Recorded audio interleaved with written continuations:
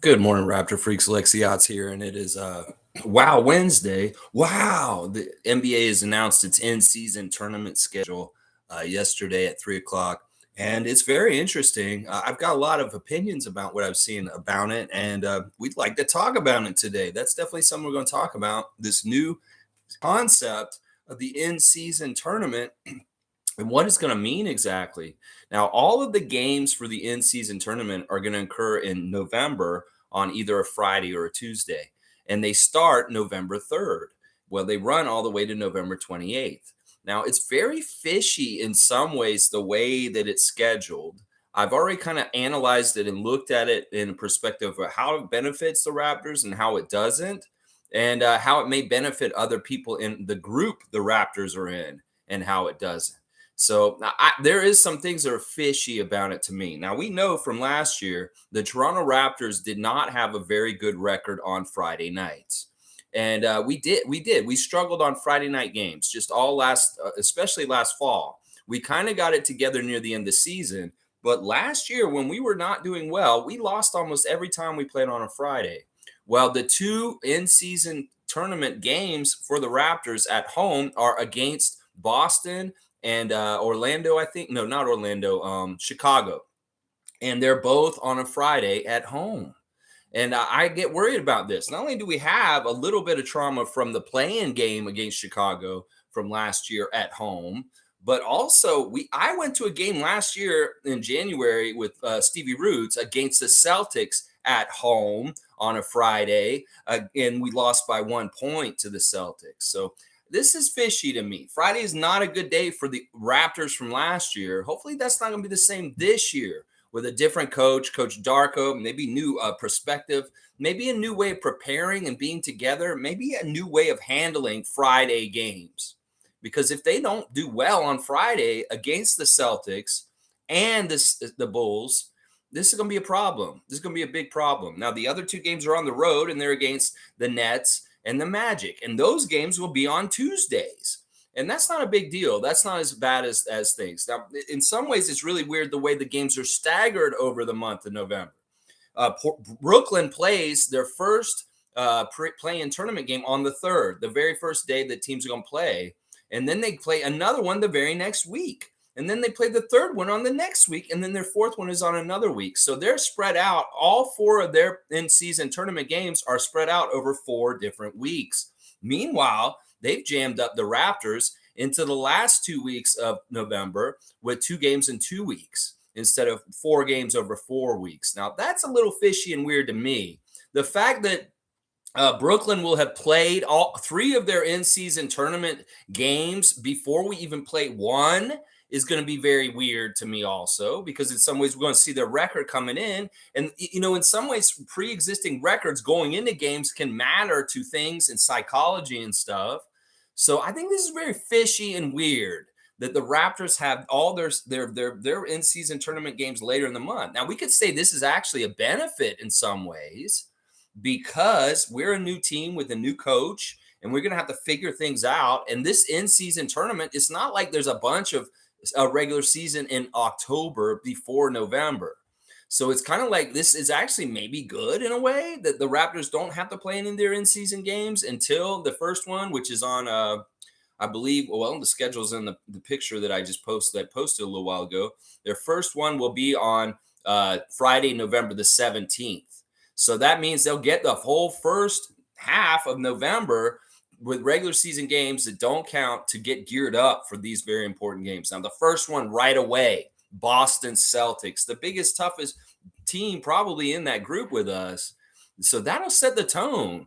We've got to win the very first in-season tournament game that the Raptors ever play in Toronto against the Boston Celtics.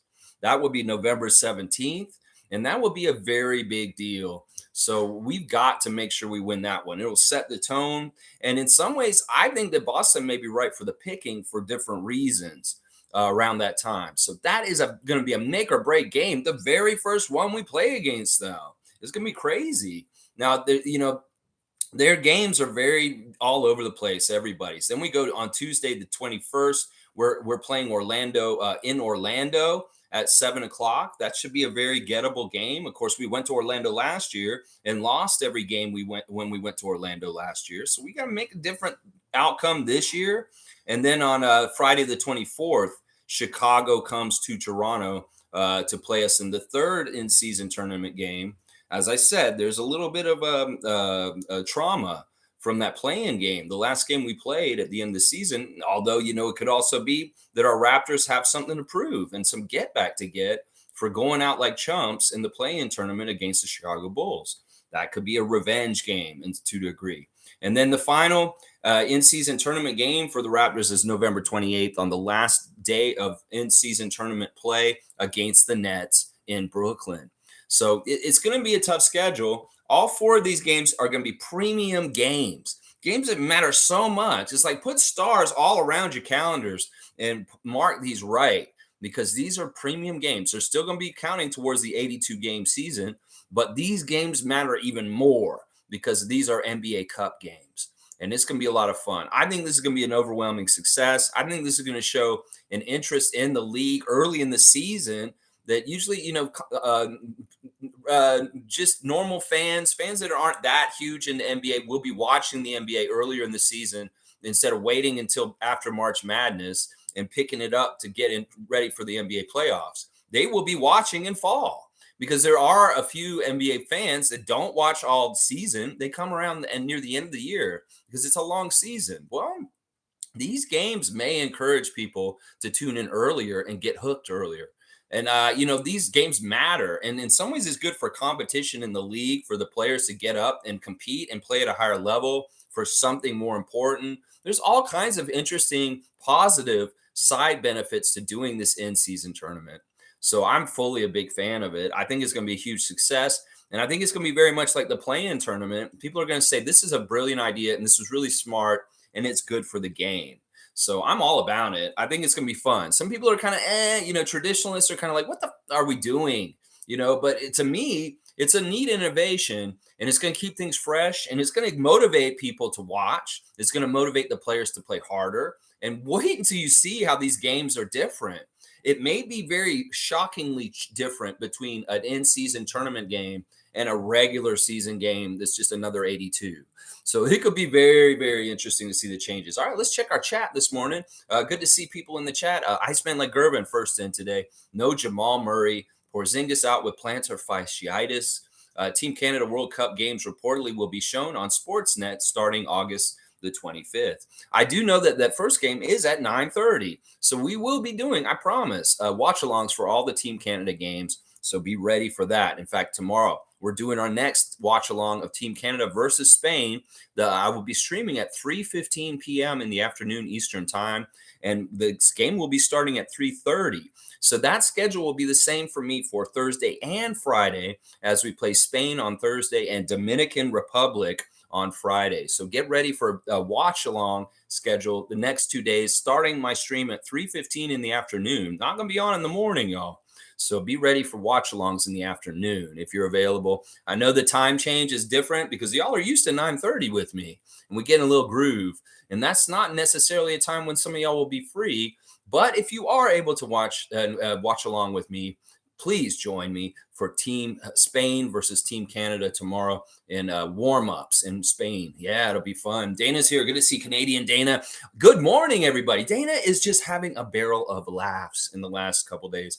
Dana has been laughing like crazy in our Facebook chat, Raptor Freak Facebook chat, because of all the Harden news this week and the dumpster fire that Philadelphia is. If anyone is enjoying this dumpster fire, it is Dana. We know Dana is having a blast with this, and I can't hate. I love it, Dana, too. And I'm glad to see you so happy and jubilantly like laughing in hilarity at what's going on with James Harden. It is hilarious. We've seen clips of him yesterday riding around on a mini motorcycle in China. This man does not give a fuck. He is just living his life. He said what he said. He had to say what he said. Now he's going on to his fun. In some ways, he's in his birthday weeks already. That's right. August is our birthday month, James. We got born on August 26th. And yeah, go ahead and celebrate your birthday early, James, riding around on that little mini motorcycle and selling thousands of bottles of wine to Chinese public like that real quick, real quick. Yeah, he's a star over there, and he's getting that red carpet treatment. He's getting that China ambassador treatment. That he's just a badass. And in some ways, I can't hate because this man is an agent of chaos for the Philadelphia 76ers. He has turned a mutiny, a full blown mutiny, into that team with Joel taking Philadelphia off his Twitter account. And PJ Tucker saying he stands with his homies. He's not going to flex or do acrobatic moves. He stands with his homies, meaning James Harden. Yeah, it's getting uglier and uglier. And Dana is laughing harder and harder. I love it. I love it so much. Trevor J is in the house. Good morning, Raptors family. Good morning to Trevor J with his words of wisdom. Let's see what Trevor J has to say this morning. Someone asked me, why do you love music? Why? Why do you love music? So much that I replied, because it's the only thing that says when everything and everyone is going to be. All right. All right. I like that. Music is an enhancement to your life. In some ways, if you don't have music, if you don't dancing, in some ways you have problems with not feeling happy or feeling good. Well, there's a natural remedy within all of our bodies. And I don't care how talented you are. I don't care if you step on your own toes, dance. Get to dancing. If you just feel a moment, you just want to have a pick me up, just get a little light on your feet and get out. Do a little gritty, just like OG. Yeah, it'll make you feel better. And if you do have the pipes, if you can, go ahead and sing a song. Singing and dancing is a way to happiness every day in your life. And if you've got some music around, some music you love, music that gives you goosebumps and makes you feel those emotions, yeah, that's good therapy too. So thank you, Trevor J, for your words of wisdom. Always utilize the power of song and dance to brighten your day. It can very much do that. Even if it's just a little, get a little in the rhythm for a second. Ooh, yeah, and then you're feeling good. And they go, ooh, do a little opera singer, whatever gets you going and makes you feel better. That's right. Monique is here. Good to see the super fan, Monique Lawrence, as usual. What is Monique saying this morning? Let's see. Good morning, everyone. The games are coming at me fast, somewhat, and I can't be happier. And can't wait. Go Raptors. What a time. Hello, Darko era and Serbian nation that turns into Raptors nation. That's right. Monique is ready to welcome in the new era of Raptors basketball. That she is excited. This time of year is tough for Raptor freaks like Monique and I. We can't wait to get back to basketball. It's August and, summertime. Everybody's enjoying outside. We are pining for the friendly confines of the Scotiabank Arena and hearing those fireworks blow up and Herbie Kuhn and them introducing the Raptor players and having them come out on the court and play some basketball. That's right. We are ready for that. That is what we are pining for and ready for. And when the schedule comes out tomorrow, we will know exactly when the games are coming. That's right. The full schedule of the NBA will be released tomorrow at 3:00 once again. And of course, we'll go over it. I'm thinking Sunday report this weekend, Sunday special report, going over the NBA schedule for the Raptors. I'll have some time to look over it by then. And we'll do a Sunday special report on key dates and things about the schedule that I figure out once we get it tomorrow. So we know our in-season tournament schedule now, but we will know the full schedule tomorrow, y'all. It's coming out and dropping tomorrow afternoon. That's right. Dana's saying any new news on the implosion of the Sixers. Well, I did post that funny picture of Harden about 15 minutes ago in the chat that I saw that you laughed at already. No, not really any new news about the Sixers. They've been bombarded with pretty bad news for the first couple days of this week already. It's pretty bad. It's very bad. I mean, like you said, Dana, in the chat, you've gone to Sixers fan spaces and they're in disarray. They're in a place where they're like really like, and in some ways, I've seen somebody put a list on Twitter of the off seasons for the Sixers in like the last 10 years and their dysfunction every year. And it sounds like the craziest shit. Like if you had just one of those summers like that, it would like be really annoying. Well, they have an annoying summer every year of some sort of weird dysfunction, some sort of messed upness, whether it's Ben Simmons this, whether it's ownership this, whether it's James Harden this. There's always something messing up the Sixers in the offseason. And Dana has reported to us from going over to enemy lines and listening to the Sixers fans that this is what they want. They want to fire Daryl Morey and put Nick Nurse as a coach GM. I know, this is crazy. They want to fire Daryl Morey right now and just let Nick run the whole team as a coach GM. Now, this would be really funny to me because first of all, they haven't really even had Nick around long enough yet to really know if he's a fit. But they're already like, we need a savior, and we're just going to throw it all on you, Nick, even though you just showed up. And the funny thing is going to be is part of it is if he does get this situation, if this say they do fire Daryl Morey and they elevate Nick to GM coach, which first of all is not an easy job. If you're Popovich, you can do it. But otherwise, most people should not be doing both those jobs because it is a lot of work. And in some ways, there's conflicts of interest between the GM and the coach being the same person. So, yeah, you go ahead and make that mistake, Philly, and listen to your fans if you want to do that. And also, think about this: if Nick is the coach and the GM, well, just imagine the scrutiny that he's going to get from Jake Portnoy and the rest of the Philadelphia press corps that's going to be coming in and asking him questions. You're not only going to get the coach's bullshit, you're going to get the GM bullshit. So you go ahead, Nick, wear a couple hats for the Sixers just because the fans want you to. That would be a deadly mistake. And you've already made one deadly mistake this summer. That would be the second deadly mistake if you took that GM job. Your ego may be telling you to. Yeah, your ego may be telling you to. You might want to do it just for fun, just for the entertainment of Canadian Dana. She will laugh very, very much if you do it. It'll be so fun. Yes. All right, let's keep going. Monique is saying also, almost 6 teams without national TV. Thanks, NBA. No thanks, Lex, for the news. Wow. Right. Not. She's saying not to the NBA, not me. Yeah, listen, I don't care about this. In some ways, this is a good thing for us, Monique. We are a work in progress. We are unknown. We don't know what's going to happen with our new coach yet. And in some ways, we're better off working in the shadows, in the darkness, without the extra spotlight of a national TV game. This can make things more pressurized and harder to deal with. So I think this is a blessing in disguise. I'm not upset about not being on in the States. As long as we're on up here in Canada, I don't give a shit. You know, they don't have to see us down there. They can go ahead and think we're this or that. We can hide in secrecy and get better and better and kick some ass. And then all of a sudden, by the end of the year, they're like, holy crap, the Raptors were really good all year. And all of a sudden, they're in the playoffs. That would be better.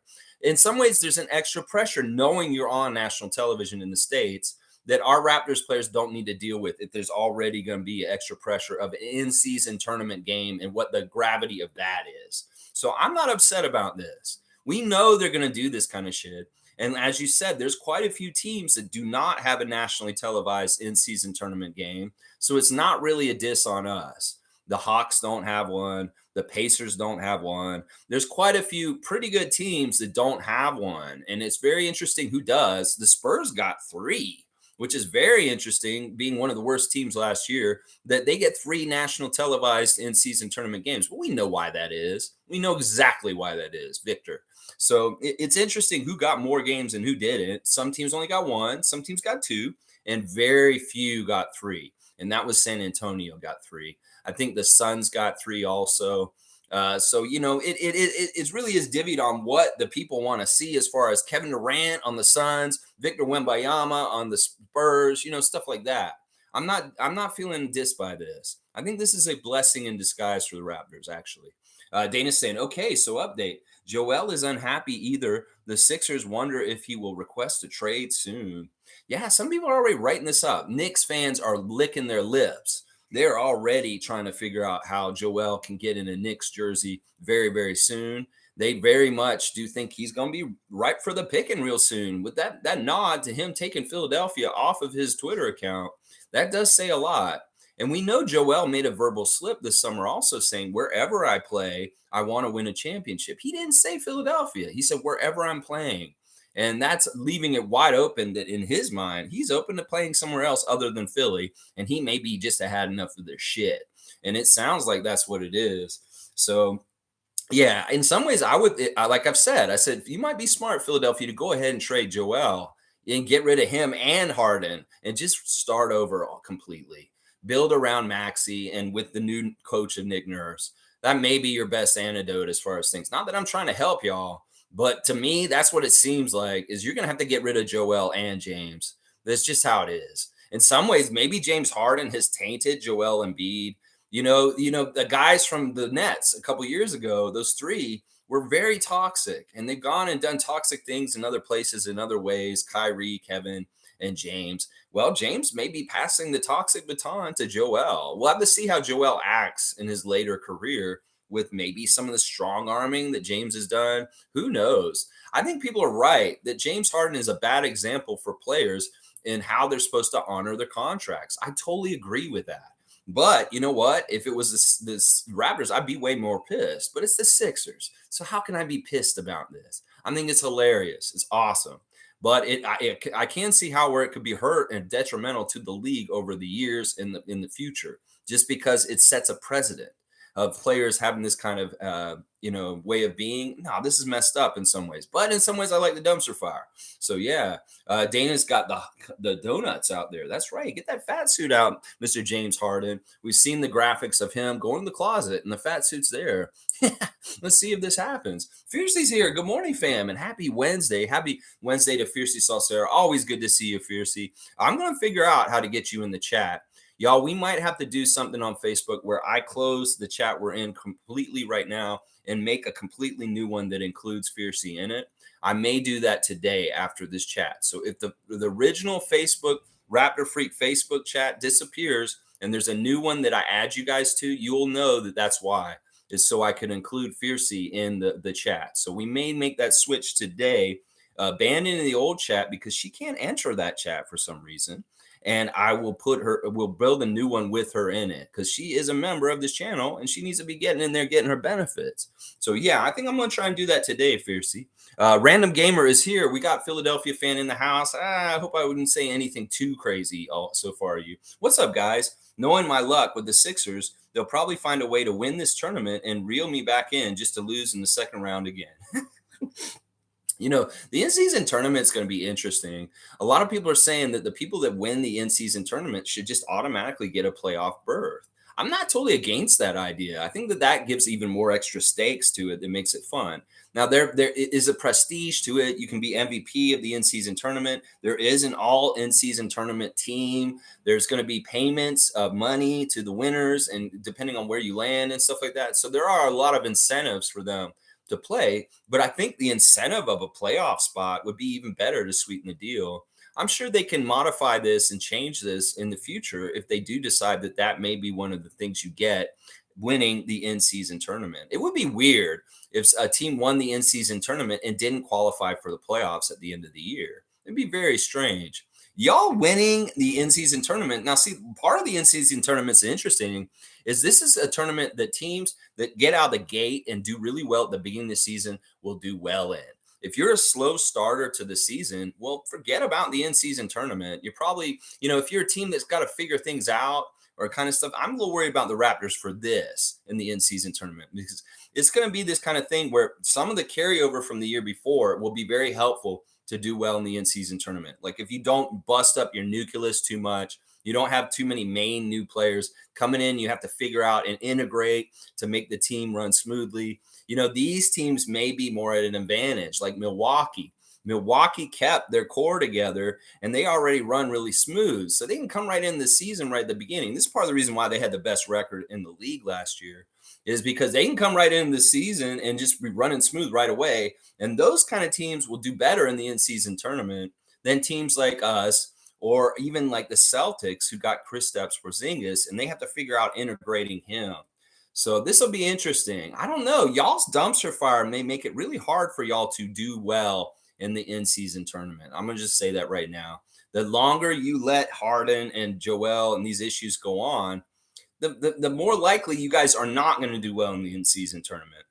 I think there's going to be a learning curve of learning Nick's system, and it's not going to be completely successful right away, partly because they may not understand exactly how he wants them to do defensive switches. So it's a learning curve kind of thing. If you're really ready and you have your shit together at the beginning of the season, you should do well in the in-season tournament because there's not a lot of time to get ready or warmed up for the season. You're playing these games right away in November. So, yeah, it's going to be interesting. I don't have a lot of faith in your team just because of James Harden right now and the distractions he's causing. It's already hard enough for a brand new coach to come in and integrate his system without a franchise player being an absolute ass. So, yeah, I don't have faith in y'all. In some ways, I don't have faith in the Raptors either in the in-season tournament. But there is a path for us to do well. and it's very dependent on us beating the Celtics and the Nets. If we can beat them in particular, this will be very, very good. We'll have to see, though. We'll have to see. And it may be just a game by game basis. Darko could get the Raptors up on this game in particular. He's like, we're playing the Celtics tonight, y'all, here at home. But this isn't a normal game. This is a very, very important game. So let's see how they change how they get up for games like that. Is it going to matter even more that it's an in-season tournament game? I think it will. We may see some fourth quarter Scotty. It's very interesting. Scotty may be even more motivated for an in-season tournament game. He very much might be.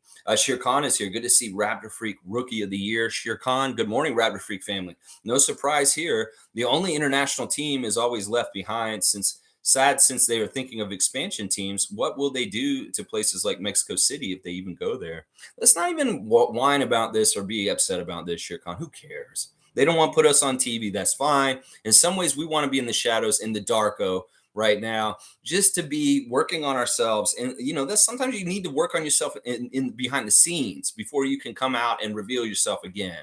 And we need to be like that right now. So this is no slight on us. I don't care about Christmas Day games. I don't care about being on national television. In some ways, we got to get our shit together again, prove that we earned it again, and then they'll know. They'll know. And that's all we need. We don't need to be worried about this or that. In some ways, it's not a slight.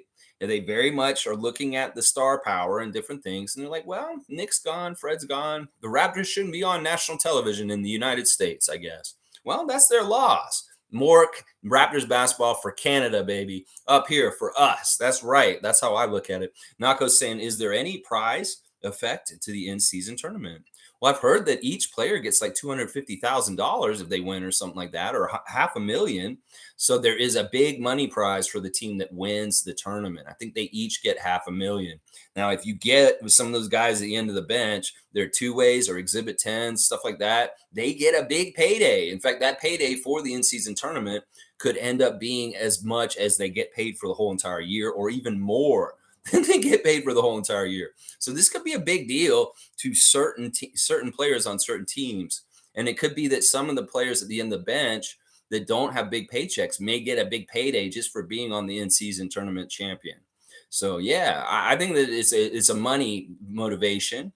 And then also, who knows? They may innovate later, as I said, and make it something for like the team gets in the playoffs and they win it too. So we'll have to see. We'll have to see how it goes. Iceman saying the in-season tournament means nothing in the total scheme of an NBA season.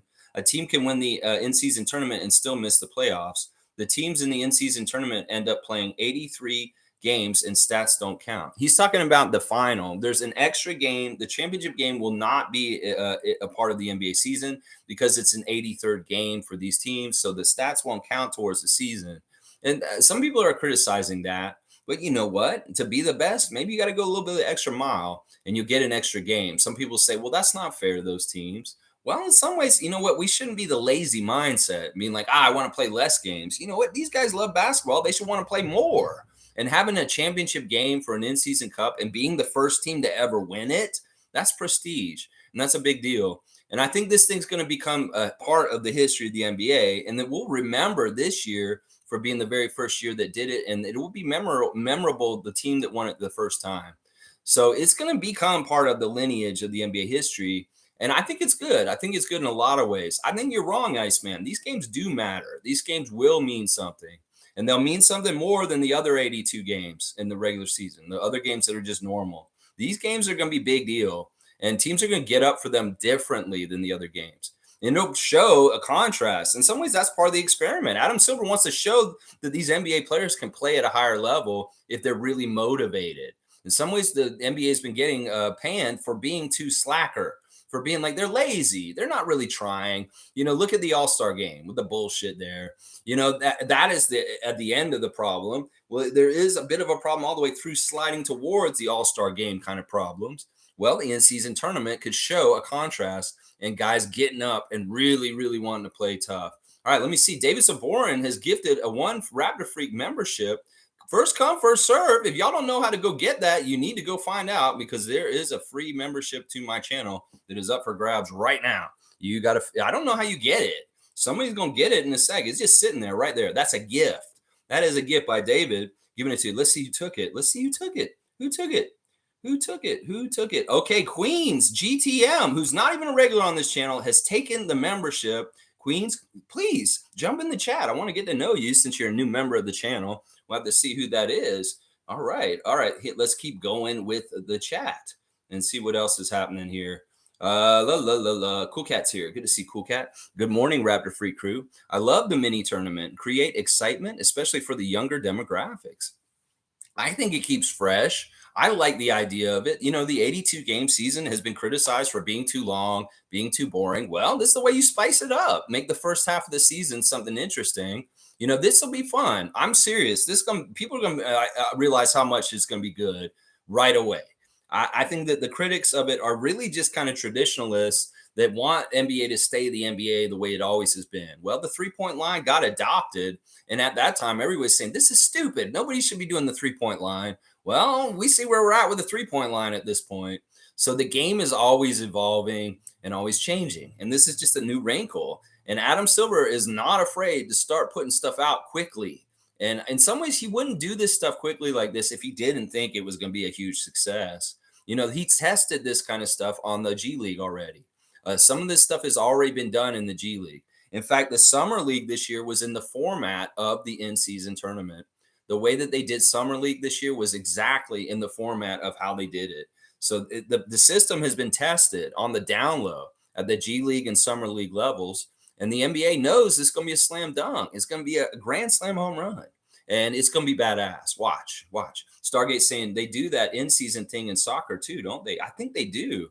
In some leagues around the world, I think they do this. Yeah.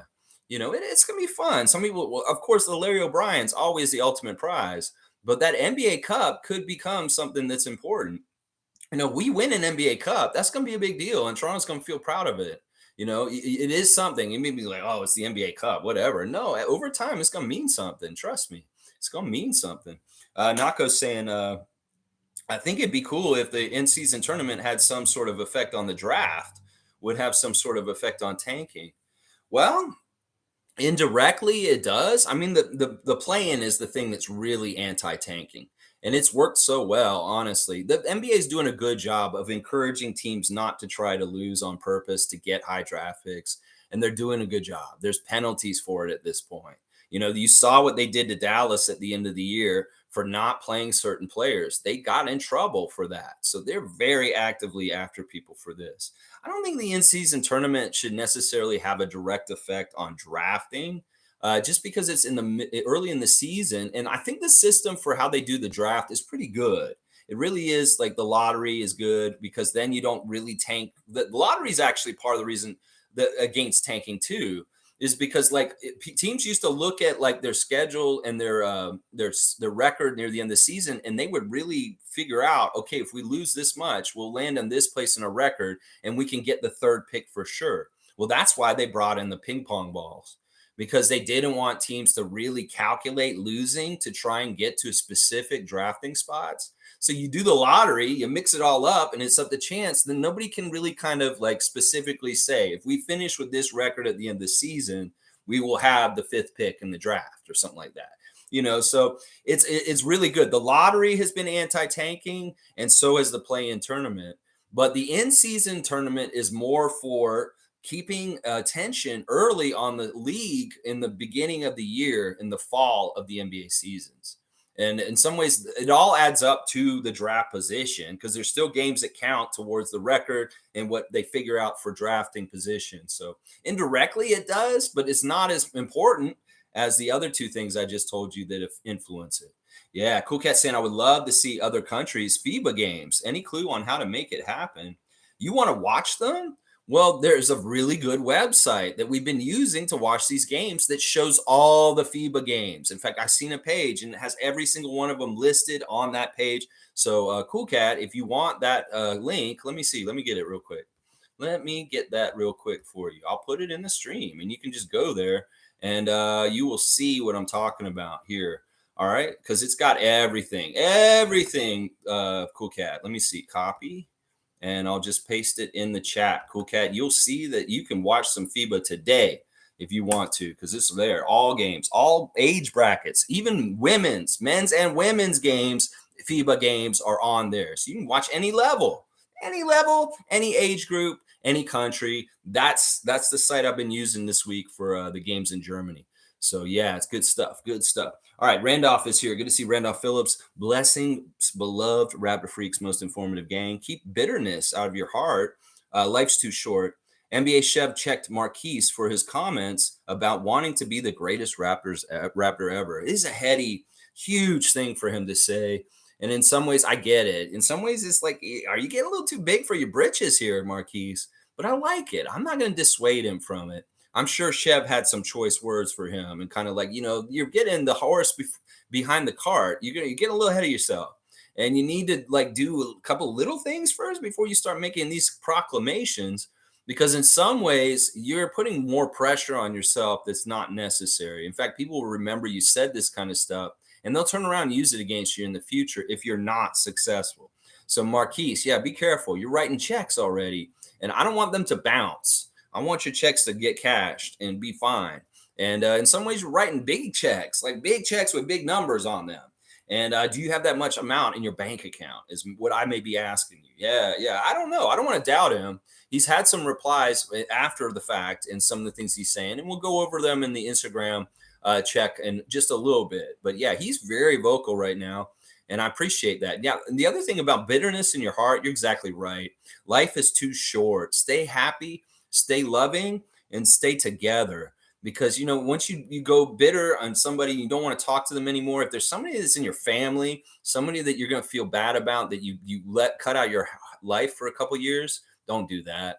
Life is too short, and say the right things, and mend those fences, because you don't know, tomorrow's not granted, and you don't want to have that bitterness in your heart make you regret something in the future because you didn't mend that fence. So yeah, I'm all about that, Randolph. Thank you for the words of wisdom, and also the comment about Chev and Marquise. Nako saying James never wanted to go to the Clippers.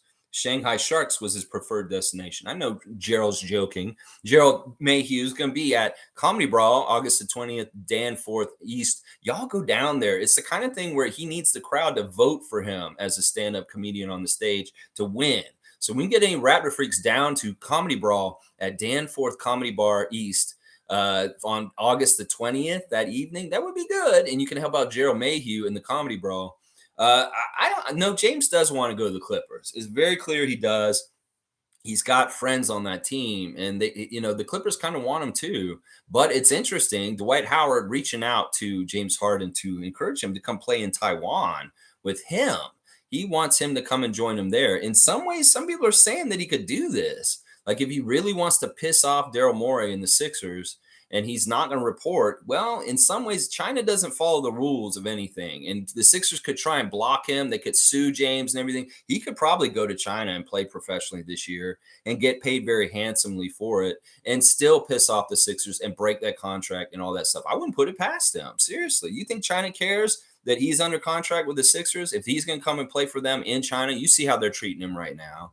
So I could see that happening. It's not like James is in a bad position in some ways. If he says, fuck you, Sixers, he could literally just say F you and just go take that money and play in China. Who's going to stop him?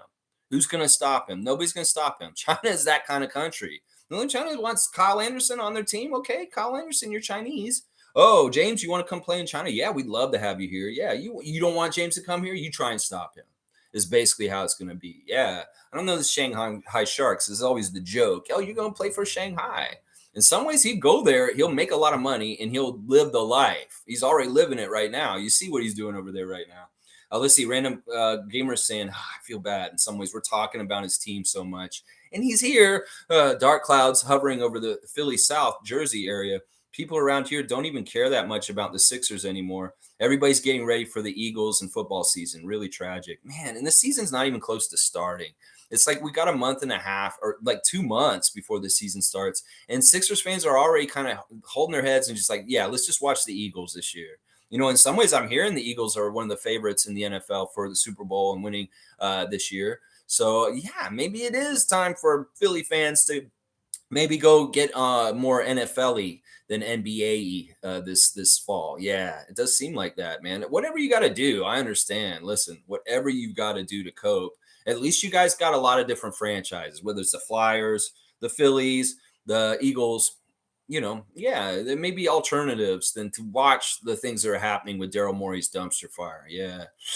Do you want to fire him? Seriously, random gamer, who do you want off the island in Sixers Island right now on Sixers Survivor? I know obviously you want James to just go away because absolutely been horrible for you guys because of this. But if you had to choose between Nick Nurse, Daryl Morey, and Joel Embiid, which one would you keep? And which one would you send away? And which one would you try and mend fences with? That's what I want to hear. That's what I want to hear. Or would you send two of them away and just keep one of them? I don't know. Random gamer, let me know if you're still here. Answer my question. I'd love to hear what Sixer fans thinking right now. Iceman saying the first final isn't a glorified exhibition game as the WL doesn't count. Game stats don't count, but if a player gets injured during a glorified in-season exhibition game, that counts. I get it. And I know Iceman's been critical of this idea from we talked about it earlier on this year. I get that. And I could see where people would be pissed if they got hurt in that game. But this is a glory game. And in some ways, that game is bigger and elevated. It's not an exhibition game. That's a championship game. And it's going to be looked at that way. I mean, it's going to be in Vegas at a neutral site. They're going to do all the bells and whistles. I've already speculated that the NBA could pop that new LED cord out just for this game to make it even more flashier and crazier, interesting. They could very well do this because the final four of the in-season tournament is played in Las Vegas on neutral site, and they could do a whole bunch of stuff to make this thing a huge show. Just thinking about how they handle the All-Star weekend. Well, think about what they're going to do with this. They're going to make this flashy, and it will not feel like an exhibition game. This is going to be a big thing. Trust me. You can call it a glorified exhibition game, but that's not how it's going to feel. And the players will not treat it this way. Trust me. They care about this. And if there's any kind of prestige or money involved in it, they will get up for this. Now, they had to agree to this in the CBA. So they're all fine with this, and they understand the risk that you're describing here. So, but I get what you're saying. If this does happen in a certain way, and there could be some really weird storyline where somebody gets hurt for the season in that kind of game, and it would be very interesting to see the fallout from that. But you know what? I'm not afraid. I don't want to go into anything with fear. And so I don't think players are going into a championship in-season tournament game with fear that they're going to get hurt. They're going in to win is what they're going in for. Stargate saying, hire Allen Iverson as a GM. There you go. There's some good ideas from Raptors Nation for Sixers Nation. Stargate, stepping up. You just got to, the answer is in the answer. Just go get the answer. He's the answer. Let him run your team. I don't know. That may work, actually. I think Allen Iverson's a genius, at least on the court and the way he plays. That'd be very interesting to see Allen Iverson run the Sixers and how he would do it. I'll bet you Jimmy Butler would have never left. I'll bet you if Allen Iverson was running that team. Trevor's saying Nick Nurse will become 76ers Nickeroni. Nickeroni? my Nickeroni. my Nickeroni. Yeah. Stargate saying Knicks fans want Joel and Donovan Mitchell. I know they're lusting and thirsting. It's like the Knicks and the Heat fans are lusting and thirsting for all kinds of people all over the place. And some of the same people, like Donovan and Joel. Both teams want to get those guys. And both those guys seem like they want to go. So Cleveland, Philadelphia, I'm sorry. Those dudes don't want to play for y'all in some ways. I've got those vibes from them that they very much do not want to be on their current teams. And when the opportunity opens up and they can jump out of there, they will. Watch, they will. Monique saying, so Lex, I've been binge watching Ellen Schroeder's YouTube last night on my downtime, and I sent a positive positive note for Joel for Raptor Freak and his family. Awesome. Raptor Freak family and his channel. Beautiful. I was talking to Monique yesterday because in some ways I'm deep diving on Dennis Schroeder and Ellen Schroeder's YouTube channels. They have so much content built up on there from over the years. And there's really cool, interesting stuff. Like if y'all are bored and you really want some Raptors content right now, the Rico Hines runs are not coming out fast enough. Go watch Dennis and Ellen's YouTube channels. They are not all about basketball, but there is basketball stuff in there. It's very informative. We see stuff like some of their clips are like Dennis's game day routine. So you literally see what Dennis does to prepare himself for games when he has game days and what Ellen does to help him. In fact, I watched a clip yesterday in particular. It was about his skincare treatment and what she does to his body to keep his skin looking the way it does, and just all the prep she does for him going into a game day. When he has a game that day, she treats him like a warrior going to battle. Seriously, she's like doing things to him to get him pampered and prepped up and ready to go to war. And I love that. I love that. She's such a supporting, loving wife. And seeing the slice of life, the behind the scenes with them and their kids is amazing. I watched Junior's fourth birthday party yesterday. It's Junior Schroeder. Yeah, they call him Junior. He's Dennis Schroeder Jr., the oldest son of Dennis. He turned 4, and Dennis gave him a life-size regular basket. Like at 4 years old, he's getting the regular basket, and he's such a polite little kid. He goes, "Thanks, Daddy," for his goal, and he's immediately putting hoops through the net, even though he's like this. He's a little 4-year-old kid, and it's pretty cool. I have a prediction right now that Dennis Schroeder's son, Junior, is going to grow up and he's going to be called Junior Schroeder. That they're going to call him Junior Schroeder in college, and he'll be just known. He's Dennis Schroeder Jr., but he'll be Junior Schroeder because they call him Junior to his face. He's Junior. It's like I guess they call Gary Jr. also in his family, but there's something about it that just sounds good, Junior Schroeder. So I'm gonna see that. And I was like, Monique is watching tons of this stuff. Ellen has so much interesting stuff, whether it's house tours of their houses, they're talking about different things that they're doing in their lives. You know, they're very down to earth people, and they're just it's fun to watch. It is very entertaining, if not mundane and kind of like, but it's still entertaining. And we get an insight on how Dennis lives his life to stay prepared and stay at the top level of how he plays in the NBA. So it's very informative. And if you have time to binge watch Ellen Schroeder or Dennis Schroeder's YouTube channels from the past, I know it's a lot of Lakers content. There's some Boston content that's, it's that kind of stuff. But if you can get past that stuff and just watch them for who they are and how it may contribute to the Raptors season this year, as far as how Dennis prepares and how he's going to play for us, it's a very fruitful thing to watch. So yeah, definitely check it out. And thank you, Monique, for reaching out to Joel, Dennis's assistant, and telling him about the Raptor Freak family and the channel. That's a good idea. Get them over here. Iceman's saying, why are some people mad at Noel for saying he wants to be the best Raptor player ever? At only 5'7" and undrafted, he has to have that type of extreme self-confidence if he wants to make it in the NBA. Yeah, I don't get this either. I mean, some people are haters. Some people are a little worried because, like, come on, man, don't be that cocky. You haven't done anything yet. And like I said, he's already writing big checks. I don't know. I mean, if you're a real Raptors fan, you like the moxie, you like what he's saying, and you hope the best for him to get it. That's just the only answer if you're a Raptors fan. If you're a hater and you want to hate on Marquise for having a little bit of a cocky attitude coming in and wanting to be the best player to ever put on the Raptors jersey, I mean, I understand where some people may get insulted by that. They'd be like, I'm a Pascal guy. And I'm like, you can't, you serious? Come on. Or like, I love Vince Carter. You're going to say you're going to be more important than Vince Carter down the road. I can see where Raptor fans would get turned off by that a little bit, just because of honoring other Raptors players before that have been so great. Yeah, right, Marquise. You're going to do this? Seriously? I want him to. I'm rooting for him too. And I think you're right.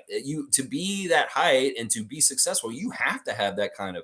Now with social media, he's putting it on blast though, and everybody's seeing it. It's better if he does it just kind of on the down low, in the darko, like I've been talking about already, instead of putting it so on blast. In some ways, he's giving himself some extra pressure to have to succeed just because he's being so public with this. He can do this in private and have these beliefs and be this way without putting it so on blast. And that may be better for him. This may be something that he learns a hard way in the next couple of years. But I'm rooting for him, and I hope he does get what he wants. It'll be weird, though, and I don't totally see how it's going to happen. All right, let's do this real quick. I'm going to look at Instagram real quick because Marquise has a story that kind of replies to what we're talking about right now.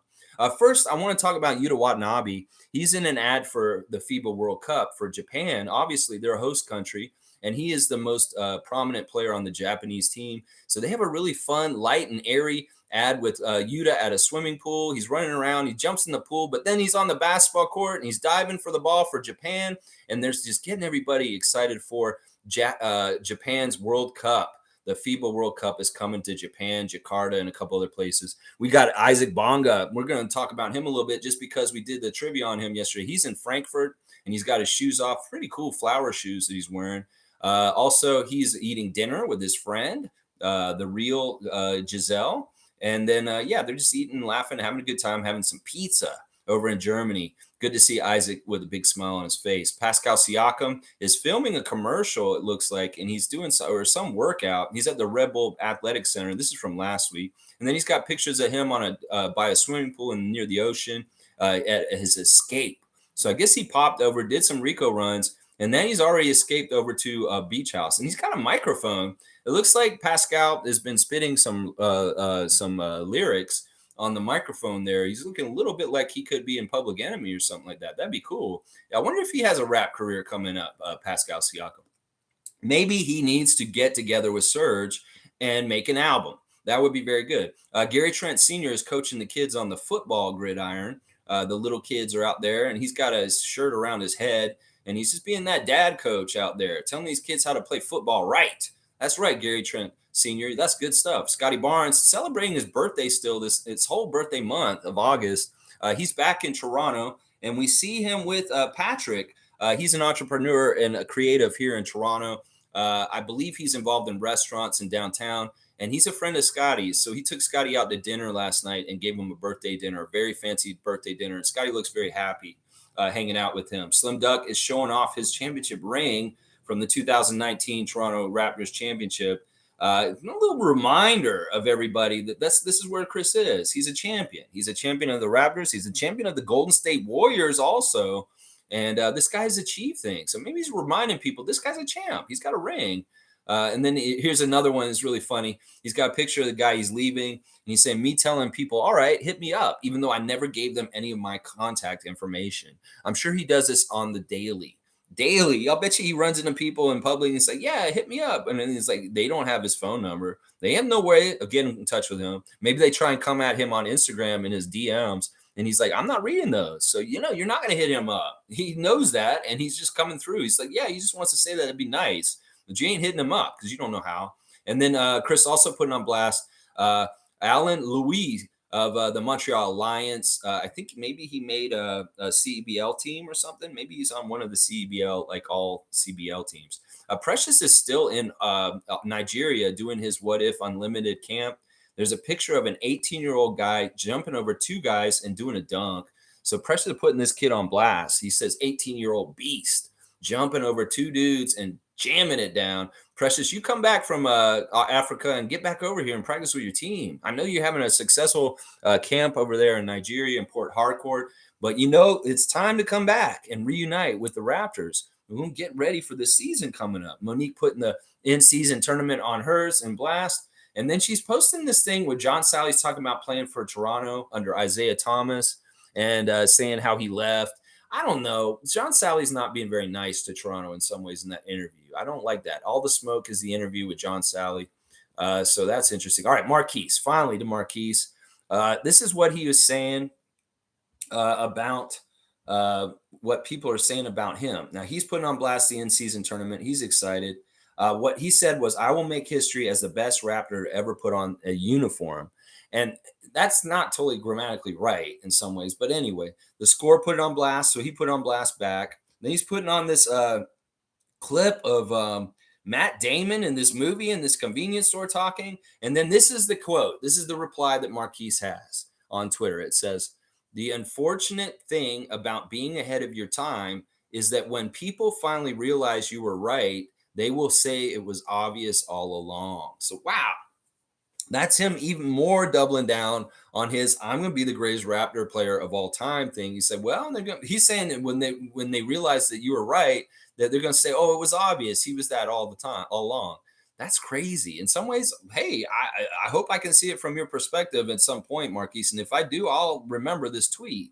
But man, you are really, really, really confident, and I can't hate it too much. Also, Marquise is putting Nipsey Hussle's Grammy on blast. He has a picture of it in his Instagram stories. Nipsey Hussle passed away a couple of years ago, and I think it was his birthday, or he passed away recently. The anniversary is going by. Savannah Hamilton is telling us about the youth summit that's going on here in Toronto right now. 9:05, and the Raptors had Olivia Chow, the mayor of Toronto, and a few other leaders speaking to the youth. Kayla Gray there also from TSN. Very, very cool to see the youth getting spoken to by different leaders around the community, including the mayor and Kayla Gray. Also putting on blast Giants of Africa. Let's see. Gary Trent Jr. has been at the NBA Players Association gym in New York working out, and he's putting on blast the NBA Players Association. He's proud of them. Christian Koloko, very proud of Cameroon beating Guinea in the Olympic pre-qualifying tournament in Nigeria. Good job, Cameroon, winning 104-74, a 30-point blowout for Cameroon in that game. Good stuff. Dennis Schroeder showing his family and giving a thumbs up. There's Junior, and there's Ellen right there in that picture there. All right, there's your Instagram check real quick with the Raptors today. Definitely give those follows to the Schroeders and their YouTube channels. Yeah, good stuff. All right, let's see. Monique is saying, Iceman like Gervin, in reference to Noel, you know what? We need this type of confidence and audacity on this team. More of it, please. Yeah, I like it too. I'm not a hater of it, but I see where people are saying, all right, Marquise, you're getting a little ahead of yourself. Go out there and have a really good game first, and then we'll have some confidence in what you're saying is going to be true. But right now you're unknown, and in some ways you very much are an underdog coming in. And I want to see it. I think you can, because honestly, I've seen your shot. You shoot really well. In some ways, you have the very strong shades of Isaiah Thomas and Damon Stoudemire with the way you shoot your outside shot. And I could see where this could be true, that you're going to come in and just be lights out. But you got to make sure your shot's on. You can't be chucking it and missing a bunch of shots. And you also have to have your assist to turnover ratio very good also. You do those two things in particular, and I'll be like, he's on his way. He's on his way. Quick ass saying, Nick Nurse, good luck with those guys. Yeah, that's what we're saying. Turn around and say it now to him. He should have focused on his job with the Raptors instead of thinking the grass is greener on the other side. I know that grass was green, but it was AstroTurf. It was fake. Yeah, he saw that grass and he thought that grass was better in Philadelphia. Well, that grass was AstroTurf, and it's no good. It's no good. Yeah, it's fake. Yep. Thanks again, David, for gifting that membership to Queens. Get in the membership, Queens. What is Queens GTM? All the best to you. Hope you'll jump into the chat and show up some more. Stargate saying, "I'd Iceman, don't think people are mad. We're just a little bit leery at this point. Players with those type of statements in Raptors context, we rather hear team-oriented aspirations than personal ones. This is a good distinction by Stargate. Is in some ways, look, we understand, Marquise. You have goals for yourself. But the goals are there's team-oriented goals that should supersede the personal goals. In fact, that's something that's very important in the NBA, that something we worried about last year, that some of the personal goals of the Raptors may have been getting in the way of the overall team goals of what we were trying to do last year. So yeah, we're a little bit wary of this kind of talk. And I get what Stargate's saying. In some ways, that's the why they may be like a little bit rubbed the wrong way with it, because look, you haven't done anything yet. Prove to us you're a good team player and you add up to winning, and then we can get behind your statements, Marquise.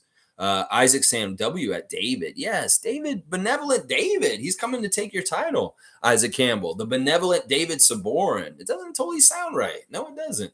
Dana saying membership gifts are random. Okay, so they're random. So it is not who. I thought it was if you clicked on it, you'll get it. Like if you click on that box, if somebody gives a membership, I think if you click on it first, you get that membership. I'm not sure how it works. You're saying it's random? That's interesting. Evelyn's here. Good morning, Raptor Freak family. Good morning to Granny Swag, Evelyn, and happy day to you and baby Candace. We love you, Evelyn. Stargate saying, does the in-game tournament games count in the overall team records? Yes. All 4 of the games that the Raptors announced in that schedule will count to our 82-game season also. So they have double meaning. They have meaning towards that tournament and also towards, the 82-game season. So somebody just gifted another one. Okay, David has gifted another one. Let's see how it works. Why don't y'all click on that little green box in the chat and see if you get the gift. If you click on that, will you get it? Let's see.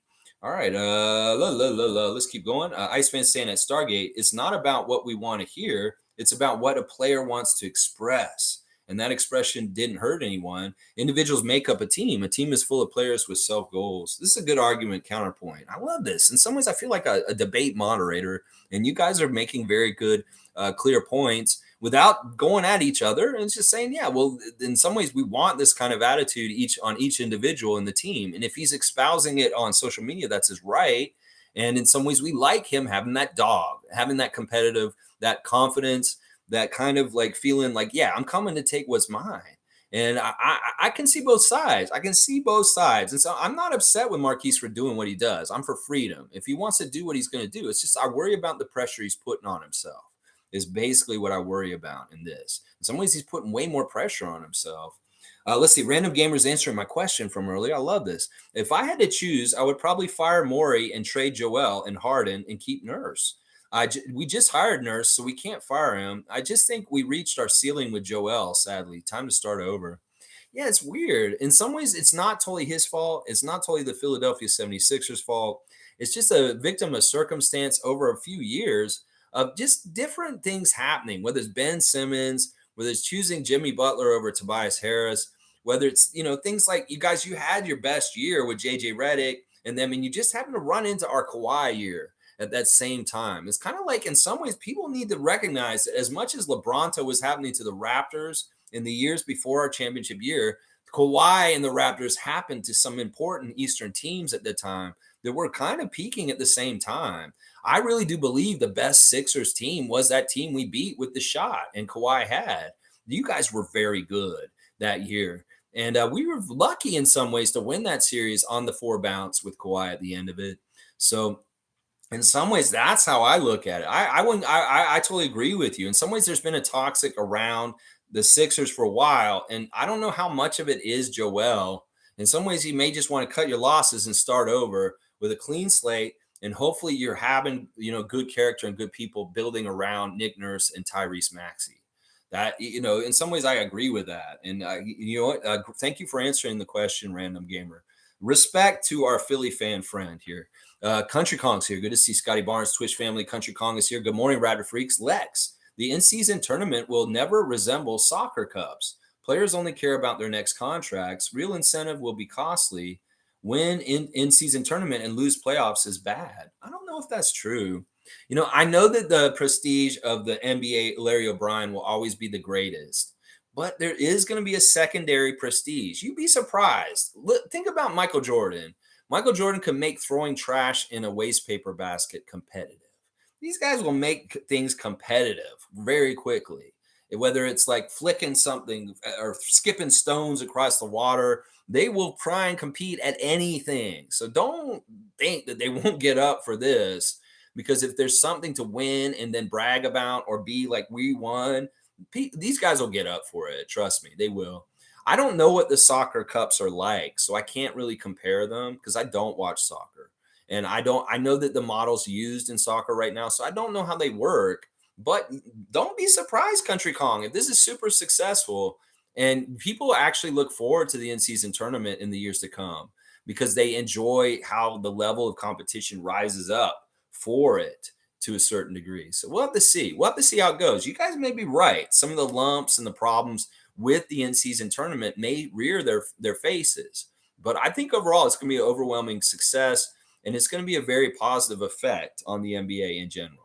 So we'll have to see. We'll have to see. Nameless saying, sorry, je suis en retard. I'm late. You're late, and you're speaking French. What is going on with you? Did you wake up on the French side of the bed? Normally you're speaking Italian, Nameless. What is going on here? I think he got some trivia points yesterday and he had to sleep in afterwards. Oh my gosh. Good to see you, Nameless, as always. Sorry I tried to snitch on you yesterday.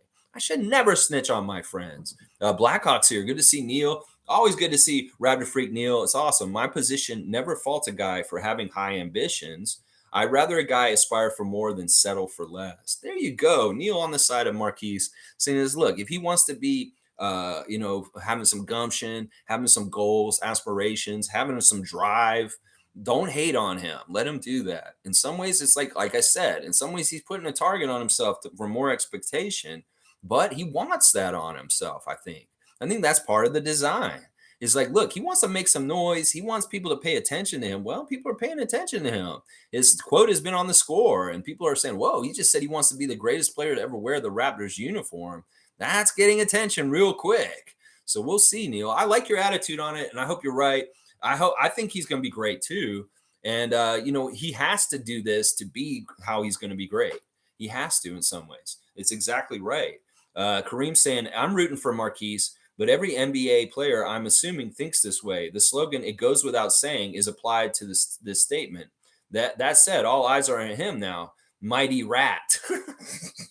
Wouldn't we want Mighty Hamster? Weren't we saying like a Mighty Hamster at the beginning of the summer when we got him? But this is true. This is true. I like what Kareem's saying here. You guys are really well forming this whole thing with Marquise Noel very well from all sides. I think it's true. What Kareem's saying is all NBA players think this way on the down low. It's just some of them aren't broadcasting it, and some of them are. A lot of them do. So this isn't abnormal. And in some ways, it's part of being in your DNA to make the NBA and be in the NBA in the first place. I don't know if Mighty Rat is the right one. Mighty Hamster was good. We're staying away from Mighty Gerbil. We're definitely staying away from Mighty Gerbil. Yeah. And Mighty Rat, we know Mighty Mouse is Damon. So Mighty Hamster, I don't know. Maybe that's too derogatory towards Marquise. I like Mighty Hamster, though, for some reason. I don't know why.